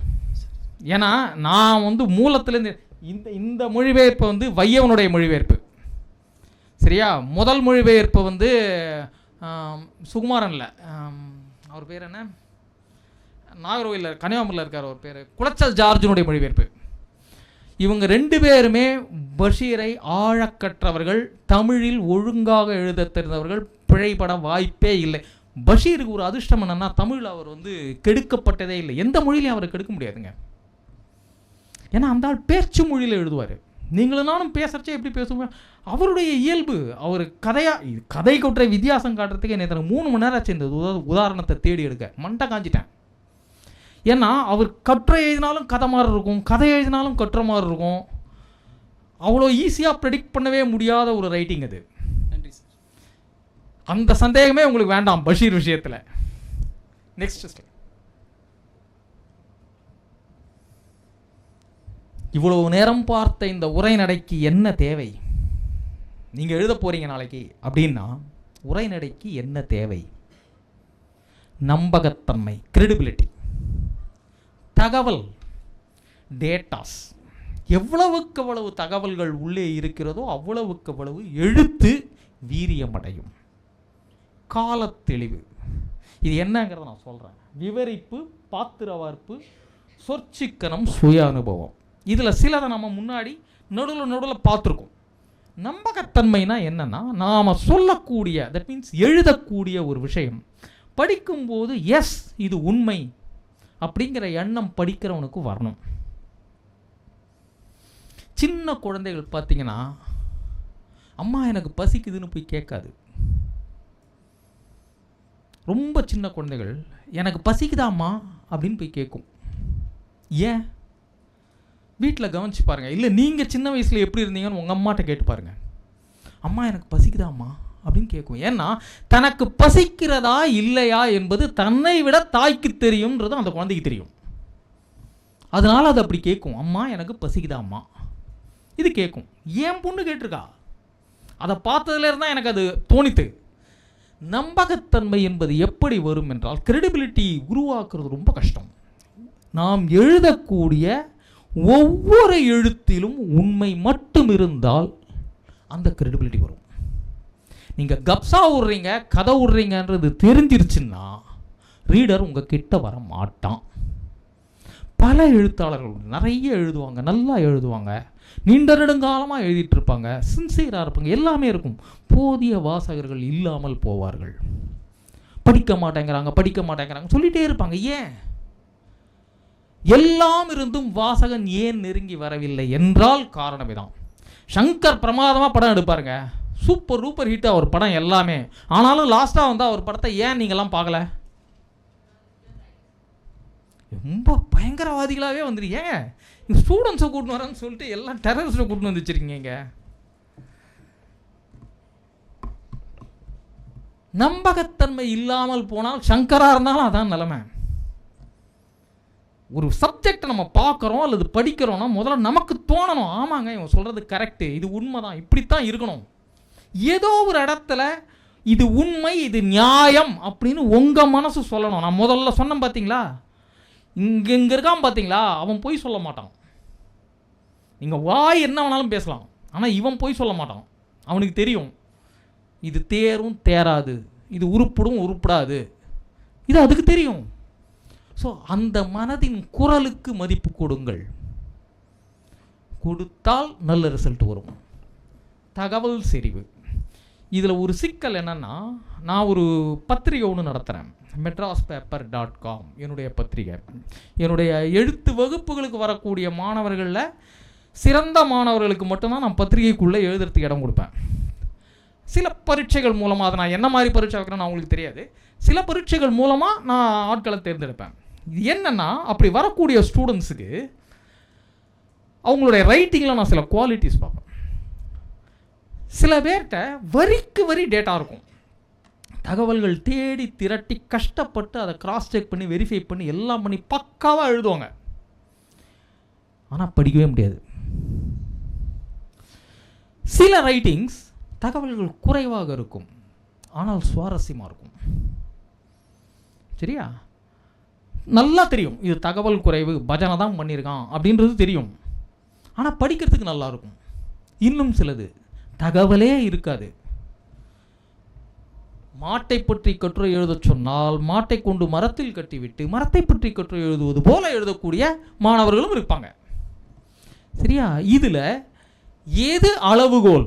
நாம் எழுதக்கூடியது. மற்றவங்களும் விட்டுருங்க. இப்போ நீங்கள் நாளைக்கு ஒன்று எழுதுறீங்க, ஏதோ ஒன்று, நாளைக்கு ஒரு புத்தகம் எழுதுறீங்க, பத்திரிகைக்கு ஒரு கட்டுரை எழுதுறீங்க, கதை எழுதுறீங்க அப்படின்னா எது போதுமான தகவல் அப்படின்னு உங்களுக்கு எப்படி நீங்கள் முடிவு பண்ணுவீங்கன்னா, ஒரு முழுமையை நாம் கண்டுபிடிப்பது எப்படி? ஒரு சாம்பார் கொதிக்குதுங்க அடுப்பில், கொதிச்சு முடிஞ்சிருச்சா இறக்கிடலாமா சாப்பிட்லாமாங்கிறத கையில் ஒரு சொட்டு விட்டு நாக்கில் வச்சிங்கன்னா தெரிஞ்சிடும்.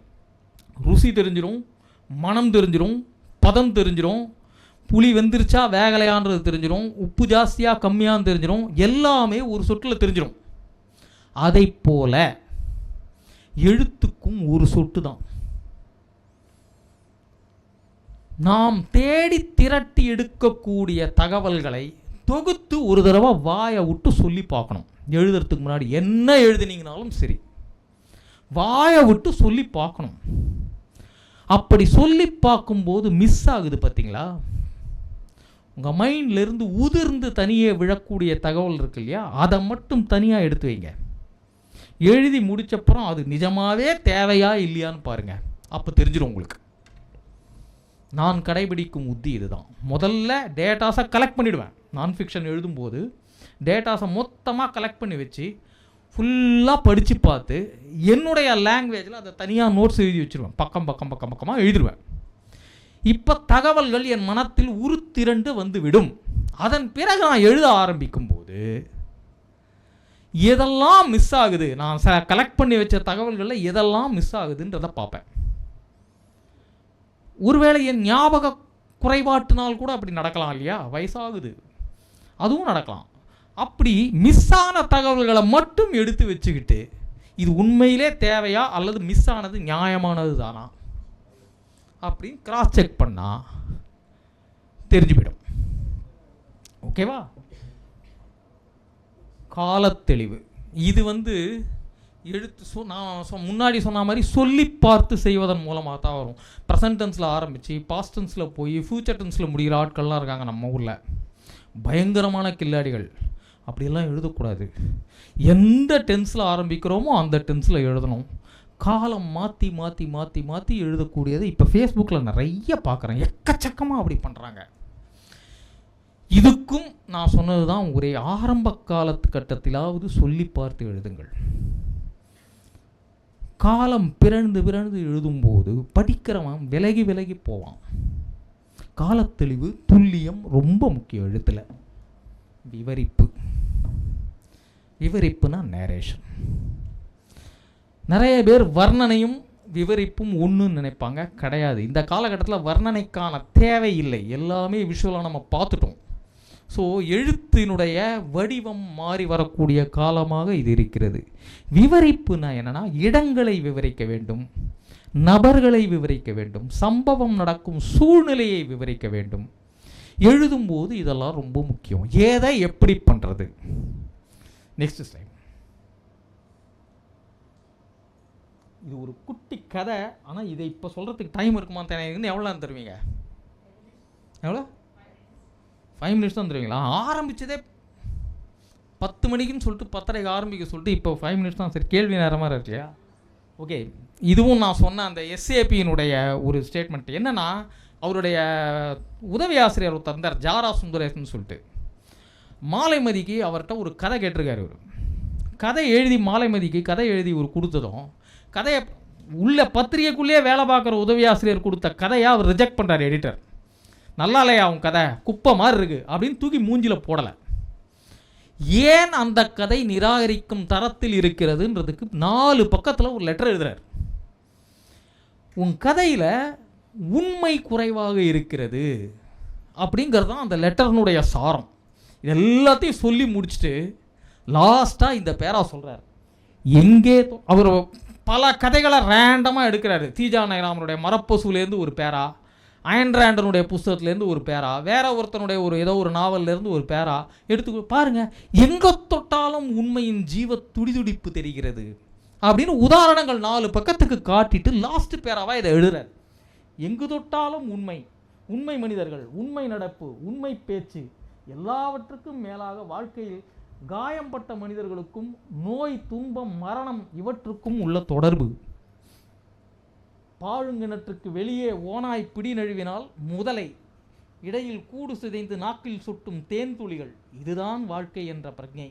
இன்னும் என்னென்னவோ எழுத வேண்டும், அவகாசம் இல்லை, மன்னியுங்கள். நான் கேட்டுக்கொள்வதெல்லாம் தயவு செய்து திரும்ப வாசித்து இதே நிகழ்ச்சிகளை பேனாவில் மைக்கு பதில் கண்ணீரை அடைத்து கொண்டு எழுதுங்கள். எப்பேற்பட்ட எடிட்டர்ஸ் எல்லாம் இந்த மண்ணில் இருந்திருக்காங்கன்னு யோசிச்சு பாருங்க. இது வெளியிலேருந்து இருக்கிற யாரோ ஒரு ரைட்டர் கதை அனுப்பினவனுக்கு சொல்லலை. பத்திரிகைக்கு உள்ள அடுத்தவன் கதையை படித்து எடிட் பண்ணி போடுற தரத்தில் உட்கார்ந்துருக்கிற ஒரு உதவி ஆசிரியர் அவர் ஒரு கதையை கொடுத்துருக்காரு. நல்லா இல்லையா, வேற எழுதியா அப்படின்னு சொல்லிட்டு போயிருக்கலாம் இல்லையா? என்னால் இப்போ டைம் இல்லாததுனால அந்த முழு கதையை சொல்ல முடியல. எனக்கு பிரமாதமான உணர்ச்சிகரமான ஒரு 4-5 பக்க கட்டுரை அது. அவர் ஜாரா சுந்தரேசன் எஸ்ஏபி செத்து போன போது எழுதின ஒரு அஞ்சலி கட்டுரையில் ஒரு பகுதியாக வரும். அது ரொம்ப பிரமாதமாக இருக்கும். விஷயம் இதுதான், உண்மை உண்மை உண்மையை தவிர வேறு எதுவும் எடுபடாது. நெக்ஸ்ட், இது நம்ம பார்த்தோம், ஆல்ரெடி பார்த்துட்டோம். தகவல், அளவான தகவல்கள், தேவையான தகவல்கள், நோக்கம் பிசகாத தகவல்கள், பொய் கலக்காத தகவல்கள். உண்மைன்னு நம்ம தான் பொதுவில் சொல்லிட்டோம். நெக்ஸ்ட்டு,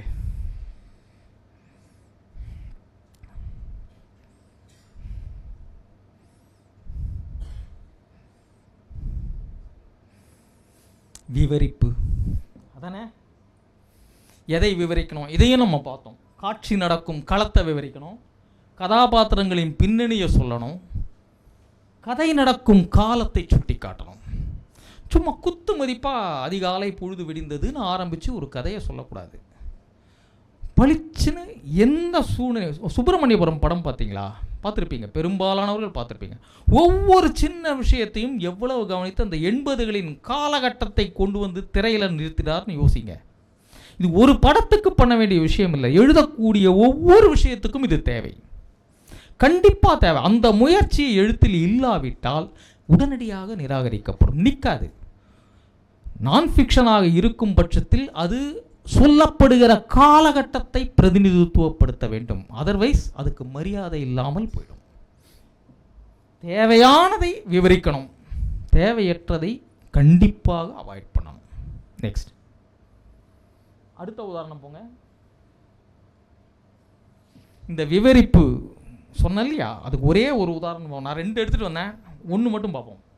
புதுமை பித்தன் தமது நிலத்தை விற்று காசாக்கிய படிமா, எனக்கு திரும்பி படிச்சா மைக் கேட்க மாட்டேங்குது.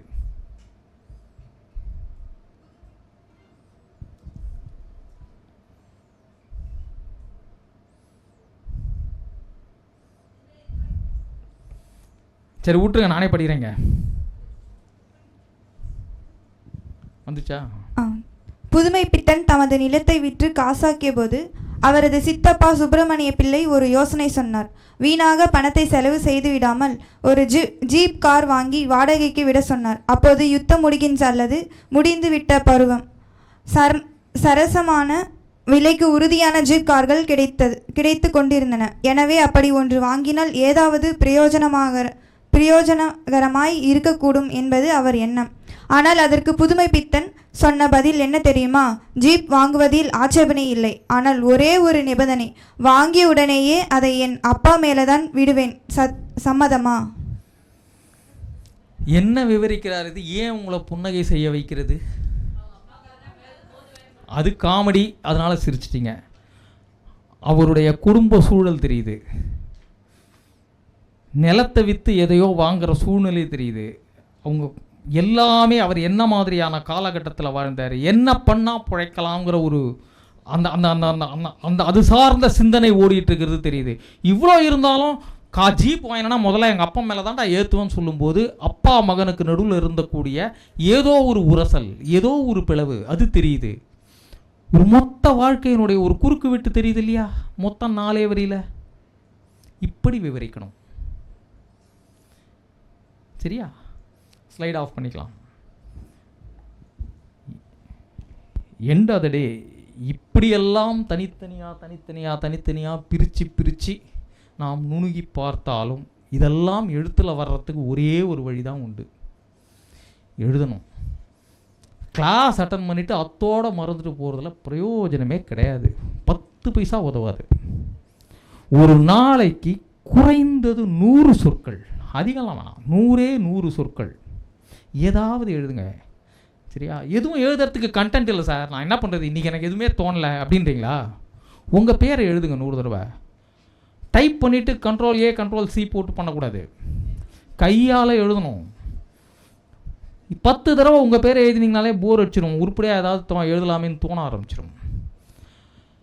அன்றாட பயிற்சி, அன்றாட பழக்கம் எதுவும் அன்றாடமானால் மட்டும்தான் ஆரம்ப கட்டத்தில் அது உங்கள் இயல்பாகும். இயல்பான ஒன்று தான் சிறக்கும். சரியா? வாழ்த்துக்கள். முடிச்சுக்கலாம். கேள்விகள் ஏதாவது இருந்தால் கேட்கலாம். இப்போ தானே எழுத ஆரம்பிக்க போகிறீங்க, அதுக்குள்ளே ஏங்க பிளேஜரிசம் உங்களுக்கு? உலகம் பூரா நடக்குது, அது ஒரு சாரார். பிளேஜரிசம் இல்லாமல் எப்படி எழுதுறதா? நம்ம முதல்லையே பார்த்தோம் இல்லையா? எங்கேருந்து எடுக்க போகிறீங்க நீங்கள்? இங்கேருந்து எடுக்கிறீங்க, அது பொய் சொல்லாது இல்லையா?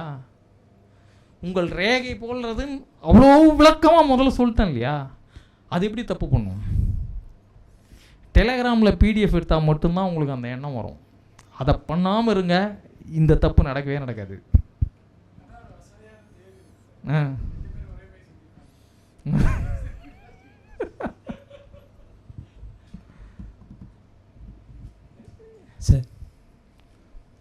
சார் வணக்கம் சார்.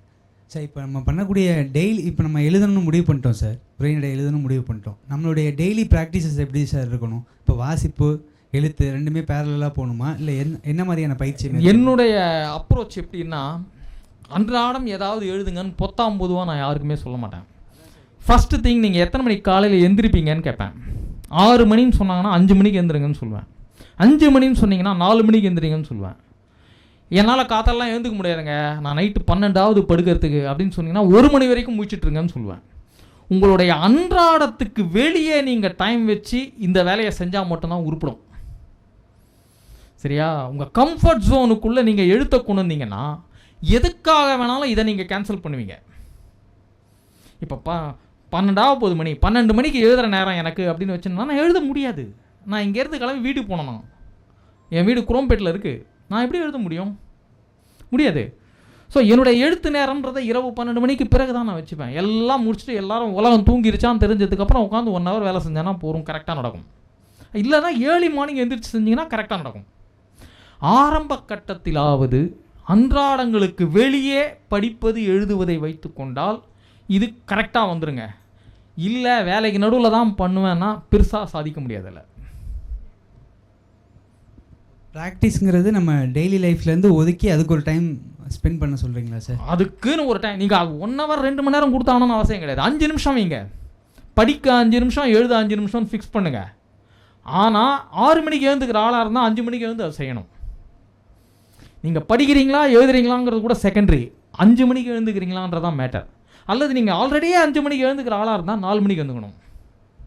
ஆல்ரெடியே 4 மணிக்கு எழுந்துக்கிறவா இருந்தால் 3 மணிக்கு எழுந்துக்கணும். அந்த ஒழுக்கம் வந்தால் இந்த எழுத்து வந்துடும். எல்லாவற்றுக்கும் ஒரு விலை இருக்குங்க. எழுத்துன்னு இல்லை, எந்த கலையும் தீவிரமான கவனத்தை கோரக்கூடியது. ஜஸ்ட் லைக் தட் பண்ணிட முடியாது, அதுக்குன்னு கொஞ்சம் டைம் ஸ்பெண்ட் பண்ணி தான் ஆகணும். இப்போ நீங்கள் எழுத்தாளராக இருக்கீங்க சார். இப்போது லாஸ்ட்டாக கூட சலம், இப்போ தொடராக கூட மிருதுலாம் எழுதிட்டு இருக்கீங்க. இப்போது அதுக்குன்னு ஒரு ரிசர்ச் பண்ணியிருப்பீங்களே சார். ஒரு சலம் ப்ரிப்பேர் ஆகிறதுக்கு ஒரு டைம் எடுத்துக்கும். ஒருவேளை அது உங்களுக்கு தெரியாத ஒரு சப்ஜெக்டாக இருக்கலாம், இல்லை நீங்கள் எழுதணும்னு ஆசைப்பட்டு ஆனால் அதை பற்றின தகவல்கள் கம்மியாக இருக்கக்கூடிய இதாக அந்த மாதிரி ஒரு டாப்பிக்கை நான் யோசிச்சிட்டேன் சார். எனக்கு இப்போ வந்து ஃப்ரீடமை பற்றி, சுதந்திர கட்டத்தை பற்றி எழுதணும்னு ஆசை சார். ஆனால் நான் அப்போ வாழலை. ஆனால் அந்த காலத்தை நான் என் எழுத்தில் கொண்டு வரணும்னு ஆசைப்பட்றேன். ஆசை மட்டும்தான் இருக்குது, எனக்கு தகவல் குறைபாடு இருக்குது. அப்போ நான் என்னுடைய ரிசர்ச் எப்படி சார் இருக்கணும்? படிக்கணும், எக்கச்சக்கமாக இருக்குது. இந்தியன் ஃப்ரீடம் ஸ்ட்ரகிள் பற்றி நீங்கள் சொன்னீங்கன்னா லட்சக்கணக்கான புத்தகங்கள் இருக்குது, ஒரு குறவும் இல்லை. நீங்கள் மகாத்மா காந்தியினுடைய எழுத்துக்கள்னு ஒரு பகுதி இருக்குங்க, ஒரு புத்தக தொகுப்பு இருக்குங்க, சரியா? காந்தி மட்டும் நான் சொல்கிறது. அதேமாதிரி அம்பேத்கருடைய எழுத்துக்கள்னு ஒரு தொகுப்பு இருக்குது.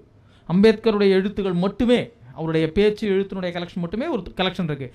பெரியாருடைய கலெக்ஷன் ஒன்று இருக்குது.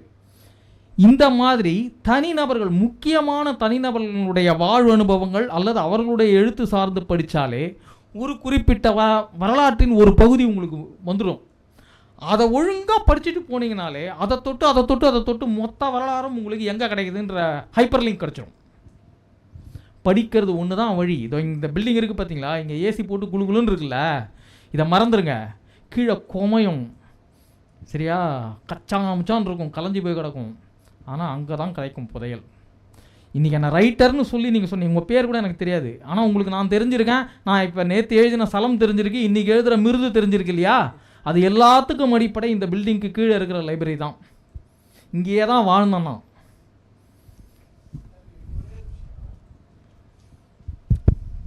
அவர் ராகவன் சார் சொன்ன மாதிரி நீங்கள் இந்த சோர்ஸஸ் இருக்கு இல்லையா, இங்கே ஒரு இடத்துல சோர்ஸ் இருக்குதுன்னு நினச்சோம்னா எந்த ரைட்டரும் எதுவுமே எழுத முடியாது. ஒரு சின்ன பிட் நோட்டீஸ் போதும், ஒரு போஸ்டர் போதும். உதாரணத்துக்கு ஒரு 70-80 வருஷத்துக்கு முன்னாடி தமிழ்நாட்டில் இந்த ஹோட்டலில் வந்து ஒரு போர்டு வச்சுருப்பாங்க, பஞ்சமர்களும் தொழுநோயாளிகளும் தெருநாய்களும் உள்ளே நுழையக்கூடாது அப்படின்னு. இது ஒரு போஸ்டர் தான். இது ஒட்டுமொத்தமாக அன்றைக்கி இருந்த சமூகம் எப்படி இருந்துச்சுங்கிறதுக்கு ஒரு அடையாளம். மிச்சம் எல்லாமே உங்கள் மனக்கண்ணில் வரணும். அப்போ பஞ்சமர்கள், தொழுநோயாளிகள், தெருநாய்கள், இவங்க 3 பேரும் ஒரே நிலையை வச்சு அணுகக்கூடிய ஒரு சமூகம் இருந்ததா அப்படிங்கிற கேள்வி உங்களுக்குள்ளே வருது இல்லையா? அப்போ போய் இதுக்கு ரிலேட்டடாக இருக்கிறதெல்லாம் போய் நீங்கள் படிப்பீங்க. ஒரு சின்ன ஸ்பார்க் தான் நமக்கு கிடைக்கும். அது வரலாற்று நாவலாக இருந்தாலும் சமகாலமாக இருந்தாலும் சரி. அவர் சொன்னார் இல்லையா, கதை எல்லா இடத்துலையும் இருக்குது, ரோட்டில் போகிற ஒரு சின்ன காட்சியில் இருக்குன்னு. அந்த காட்சிக்கு பின்னாடி உங்களுடைய மனம், கற்பனை, சமூக அறிவு, எல்லாத்தையும் விட மனித குலத்தின் மீதான அன்பு, மனுஷங்க மீதான ஒரு அன்பு, இது இருந்ததுன்னா உங்களுக்குள்ள கதை உருவாகும், நாவல் உருவாகும். ஒரே ஒரு துளியில் தான் எல்லா கதையும் பிறக்குது, எல்லா கவிதையும் பிறக்குது. நீங்கள் டேட்டாவை, சோர்ஸை கலெக்ட் பண்ணி வச்சுக்கிட்டு அதிலிருந்து ஒரு நாவல் எழுதுன்னு நினச்சிங்கன்னா அது நடக்காது. எது உங்களை டிஸ்டர்ப் பண்ணுதோ, எது உங்களை பாதிக்குதோ, எது மேலே உங்களுடைய கன்சர்ன் இருக்கோ அந்த கன்சர்ன் தான் கதை. உங்கள் கற்பனையை அல்லது உங்களுடைய சிந்தனையை, சமூக அறிவை எப்படி பயன்படுத்திங்கிறது தான் முக்கியம். அதனால் கதைக்கான திறவுகோள்ங்கிறது அது டெக்னிக் கிடையாது, உங்களுக்குள்ளே இருக்க லவ் தான் வந்துட்டு. இன்னொன்று உங்களுடைய நோக்கமும் ஐடியாவும் சரியாக இருக்குமானால் அது கையை பிடிச்சி கூட்டு போயிடும். நீங்கள் பெருசாக அலைய வேண்டிய அவசியம் இல்லை. எங்கெல்லாம் உங்களுக்கு சோர்ஸஸ் இருக்குன்றத அந்த சப்ஜெக்டும் அதன் மீது உங்களுக்கு இருக்கக்கூடிய அக்கறையும் அதுவே கூட்டு போகும். இன்னொரு டவுட் என்னென்னா சார், இப்போ இந்த நம்ம வாழ்க்கையிலேருந்து எழுதணும்னு சொல்கிறாங்களே சார், இப்போது பசீர் சாரை எடுத்துக்கிட்டோம் அப்படின்னா மதில்கள் எழுதியிருப்பாங்க, அவர் ஜெயிலுக்கு போன ஸ்டோரி அது ஒன்று. அதேமாதிரி இந்த அவரோட பர்ஸை ஹோட்டலில் சாப்பிடும்போது அடித்த ஒரு ஸ்டோரி ஒன்று இருக்கும் சார். அதே மாதிரி இப்போ என் லைஃப்பில் ஒன்று சுவாரஸ்யமாக தெரியுது சார், அதை நான் வந்து கதையாக இவ்வளோ ஷார்ட்டாக கொண்டு வரணும்னு நினைக்கும் போது இந்த சுவாரஸ்யத்தை நான் எப்படி அட்டைன் பண்ணுறது? அப்போ அந்த ப்ராக்டிஸ் இருக்கணுங்கிறீங்களா சார்? உங்களுடைய வாழ்க்கையை நீங்கள் எவ்வளவு நேர்த்தியாக கவனிக்கிறீர்கள், எவ்வளவு நேர்த்தியாக பதிவு செய்கிறீர்கள். வெளியில் போய் தேட வேணாங்க. நான் தான் சொன்னேன் இல்லையா, ஒவ்வொரு அனுபவமும் முக்கியமானது, ஒவ்வொரு வாழ்க்கையும் முக்கியம். பஷீருக்கு மட்டும்தான் ரசிக்கும்படியான வாழ்க்கைன்னு நினைக்காதீங்க. அவருக்கு ரசிக்கும்படியாக எழுத தெரிந்திருக்கிறது, அவ்வளோதான். உங்களுக்கு அந்த பயிற்சி வருமானால் உங்கள் வாழ்க்கையை நீங்கள் அப்படி கொண்டு வந்து வைக்க முடியும். எல்லா எழுத்தாளர்களும் அப்படி தாங்க பண்ணுறாங்க. அவங்கவுங்க வாழ்க்கையை தான் எழுதுறாங்க. அதான் இவர் வருஷத்துக்கு 1000 கவிதை 2000 கவிதை எழுதுறாருங்க. சரியா? இவ்வளோ சைஸுக்கு தான் புக்கு வருது. கற்பனையில் எழுத முடியும்னு நினைக்கிறீங்க? அதெல்லாம் சும்மா ஜஸ்ட் திங்க் பண்ணுங்கள். ஃபேஸ்புக்கில் அவரை ஃபாலோ பண்ணிங்களா? கற்பனையில் எழுத முடியும்னு நினைக்கிறீங்களா? நீங்கள் ஒரு இப்போ சொல்கிறேன், மணி 12 சாயங்காலம் 5 மணி வரைக்கும் டைம் தரேன், ஒரு 10 காதல் கவிதை எழுதுங்க பார்ப்போம். முடியாது. நீங்கள் ஒரு காதலனாக இருந்தால் ஒழிய சத்தியமாக, இப்போ நான் மிருதுன்னு ஒன்று எழுதின்னு இருக்கேன்ல, நானும் முட்டி மோதி பார்க்குறேன், லவ்வே வர மாட்டேங்குது. என் ஒய்ஃபு என் பொண்ணு கேட்குறாங்க, இது லவ் ஸ்டோரின்னு சொல்கிறேன், இதில் எங்கப்பா லவ் வருது? அது உள்ளே இருக்கிறது தான் வெளில வரும். இல்லாத இடத்துல சுரண்டிலாம் ரத்தம் தான் வரும். வேறு யாராவது கேள்விகள்? நன்றி சார். ஒரே ஒரு விஷயம், இப்போ பஷீரோட இது மதில்கள் பிடிச்ச உடனே நம்ம ஜெயிலுக்கு போய் அப்படி ஒரு கதை எழுதணும்னு நம்ம நினைக்க வேண்டிய அவசியம் இல்லை. ஏன்னு கேளுங்க, எமிலி டிக்கின்சன் கேள்விப்பட்டிருக்கீங்களா? உலகத்தின் மிகச்சிறந்த ஒரு போயட்டில் ஒருத்தி. அவன் 40 வருஷமாக வீட்டை விட்டு ஒரு ரூமை விட்டு வெளியே வரவே இல்லை. இன்றைக்கி உலகத்தில் வந்து யார் ஒரு 10 இன்டர்நேஷ்னல் போயட் சொன்னால் அதில் எமிலி டிக்கின்சன் இருப்பா. வந்துட்டு சின்ன வயசில் அவள் ஏதோ வெளியே போனப்போ அவங்க அப்பா ஏதோ திட்டுறாரு, அதனால் ஹர்ட் ஆகிடுறான்.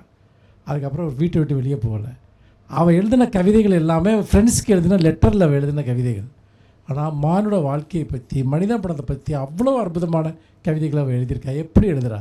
உலகம் பூரா போய் சுற்றி அழிஞ்சு அவள் எழுதலை. அப்போ நம்ம மனசில் இருக்க வெளிச்சம்தான் நம்மளை வந்து எழுத வைக்குது. அனுபவங்கிறது வந்து நீங்கள் இந்தியா முழுக்க ஒரு ஆளுங்க சார் வந்துட்டு எங்கே கன்னியாகுமரியிலேருந்து காஷ்மீர் வரைக்கும் சைக்கிள்லேயே போனோம். அப்படி எனக்கு ரொம்ப இன்ட்ரெஸ்ட் ஆகிடுச்சு. அவர்கிட்ட கூப்பிட்டு உங்கள் அனுபவங்களை சொன்னால் 5 நிமிஷம் கூட அவரால் பேச முடியல. அவங்க சொன்னதுக்கு எதுவுமே தெரில. எனக்கு பெரிய ஷாக். எனக்கு என்னடா இவ்வளோ தூரம் போயிருக்கான், ஒன்றுமே அவனுக்கு சொல்ல தெரிலன்னு. ஏதோ இங்கே சாப்பாடு கிடைக்கும், இங்கே எப்படி இருக்கும், இங்கே தூங்குவேன், இப்படி தான் சொல்கிறாரு. நான் வேற ஒருத்தி ஒரு ரூமில் உட்காந்துக்கிட்டு ஒட்டுமொத்த மாடுகுலத்தையும் எழுதுறான்னா, எழுத்துங்கிறது வந்து நீங்கள் உங்கள் கண்கள் தான் பார்க்குதுன்னு நினைக்காதீங்க, உங்கள் மனம் தான் பார்க்குது. உங்கள் மனம் எதை பார்க்குதோ அதுதான் ரைட்டிங். அடிப்படை இலக்கணம், அது கவிதையாக இருக்கலாம், உரைநடையாக இருக்கலாம், நாவலாக இருக்கலாம்.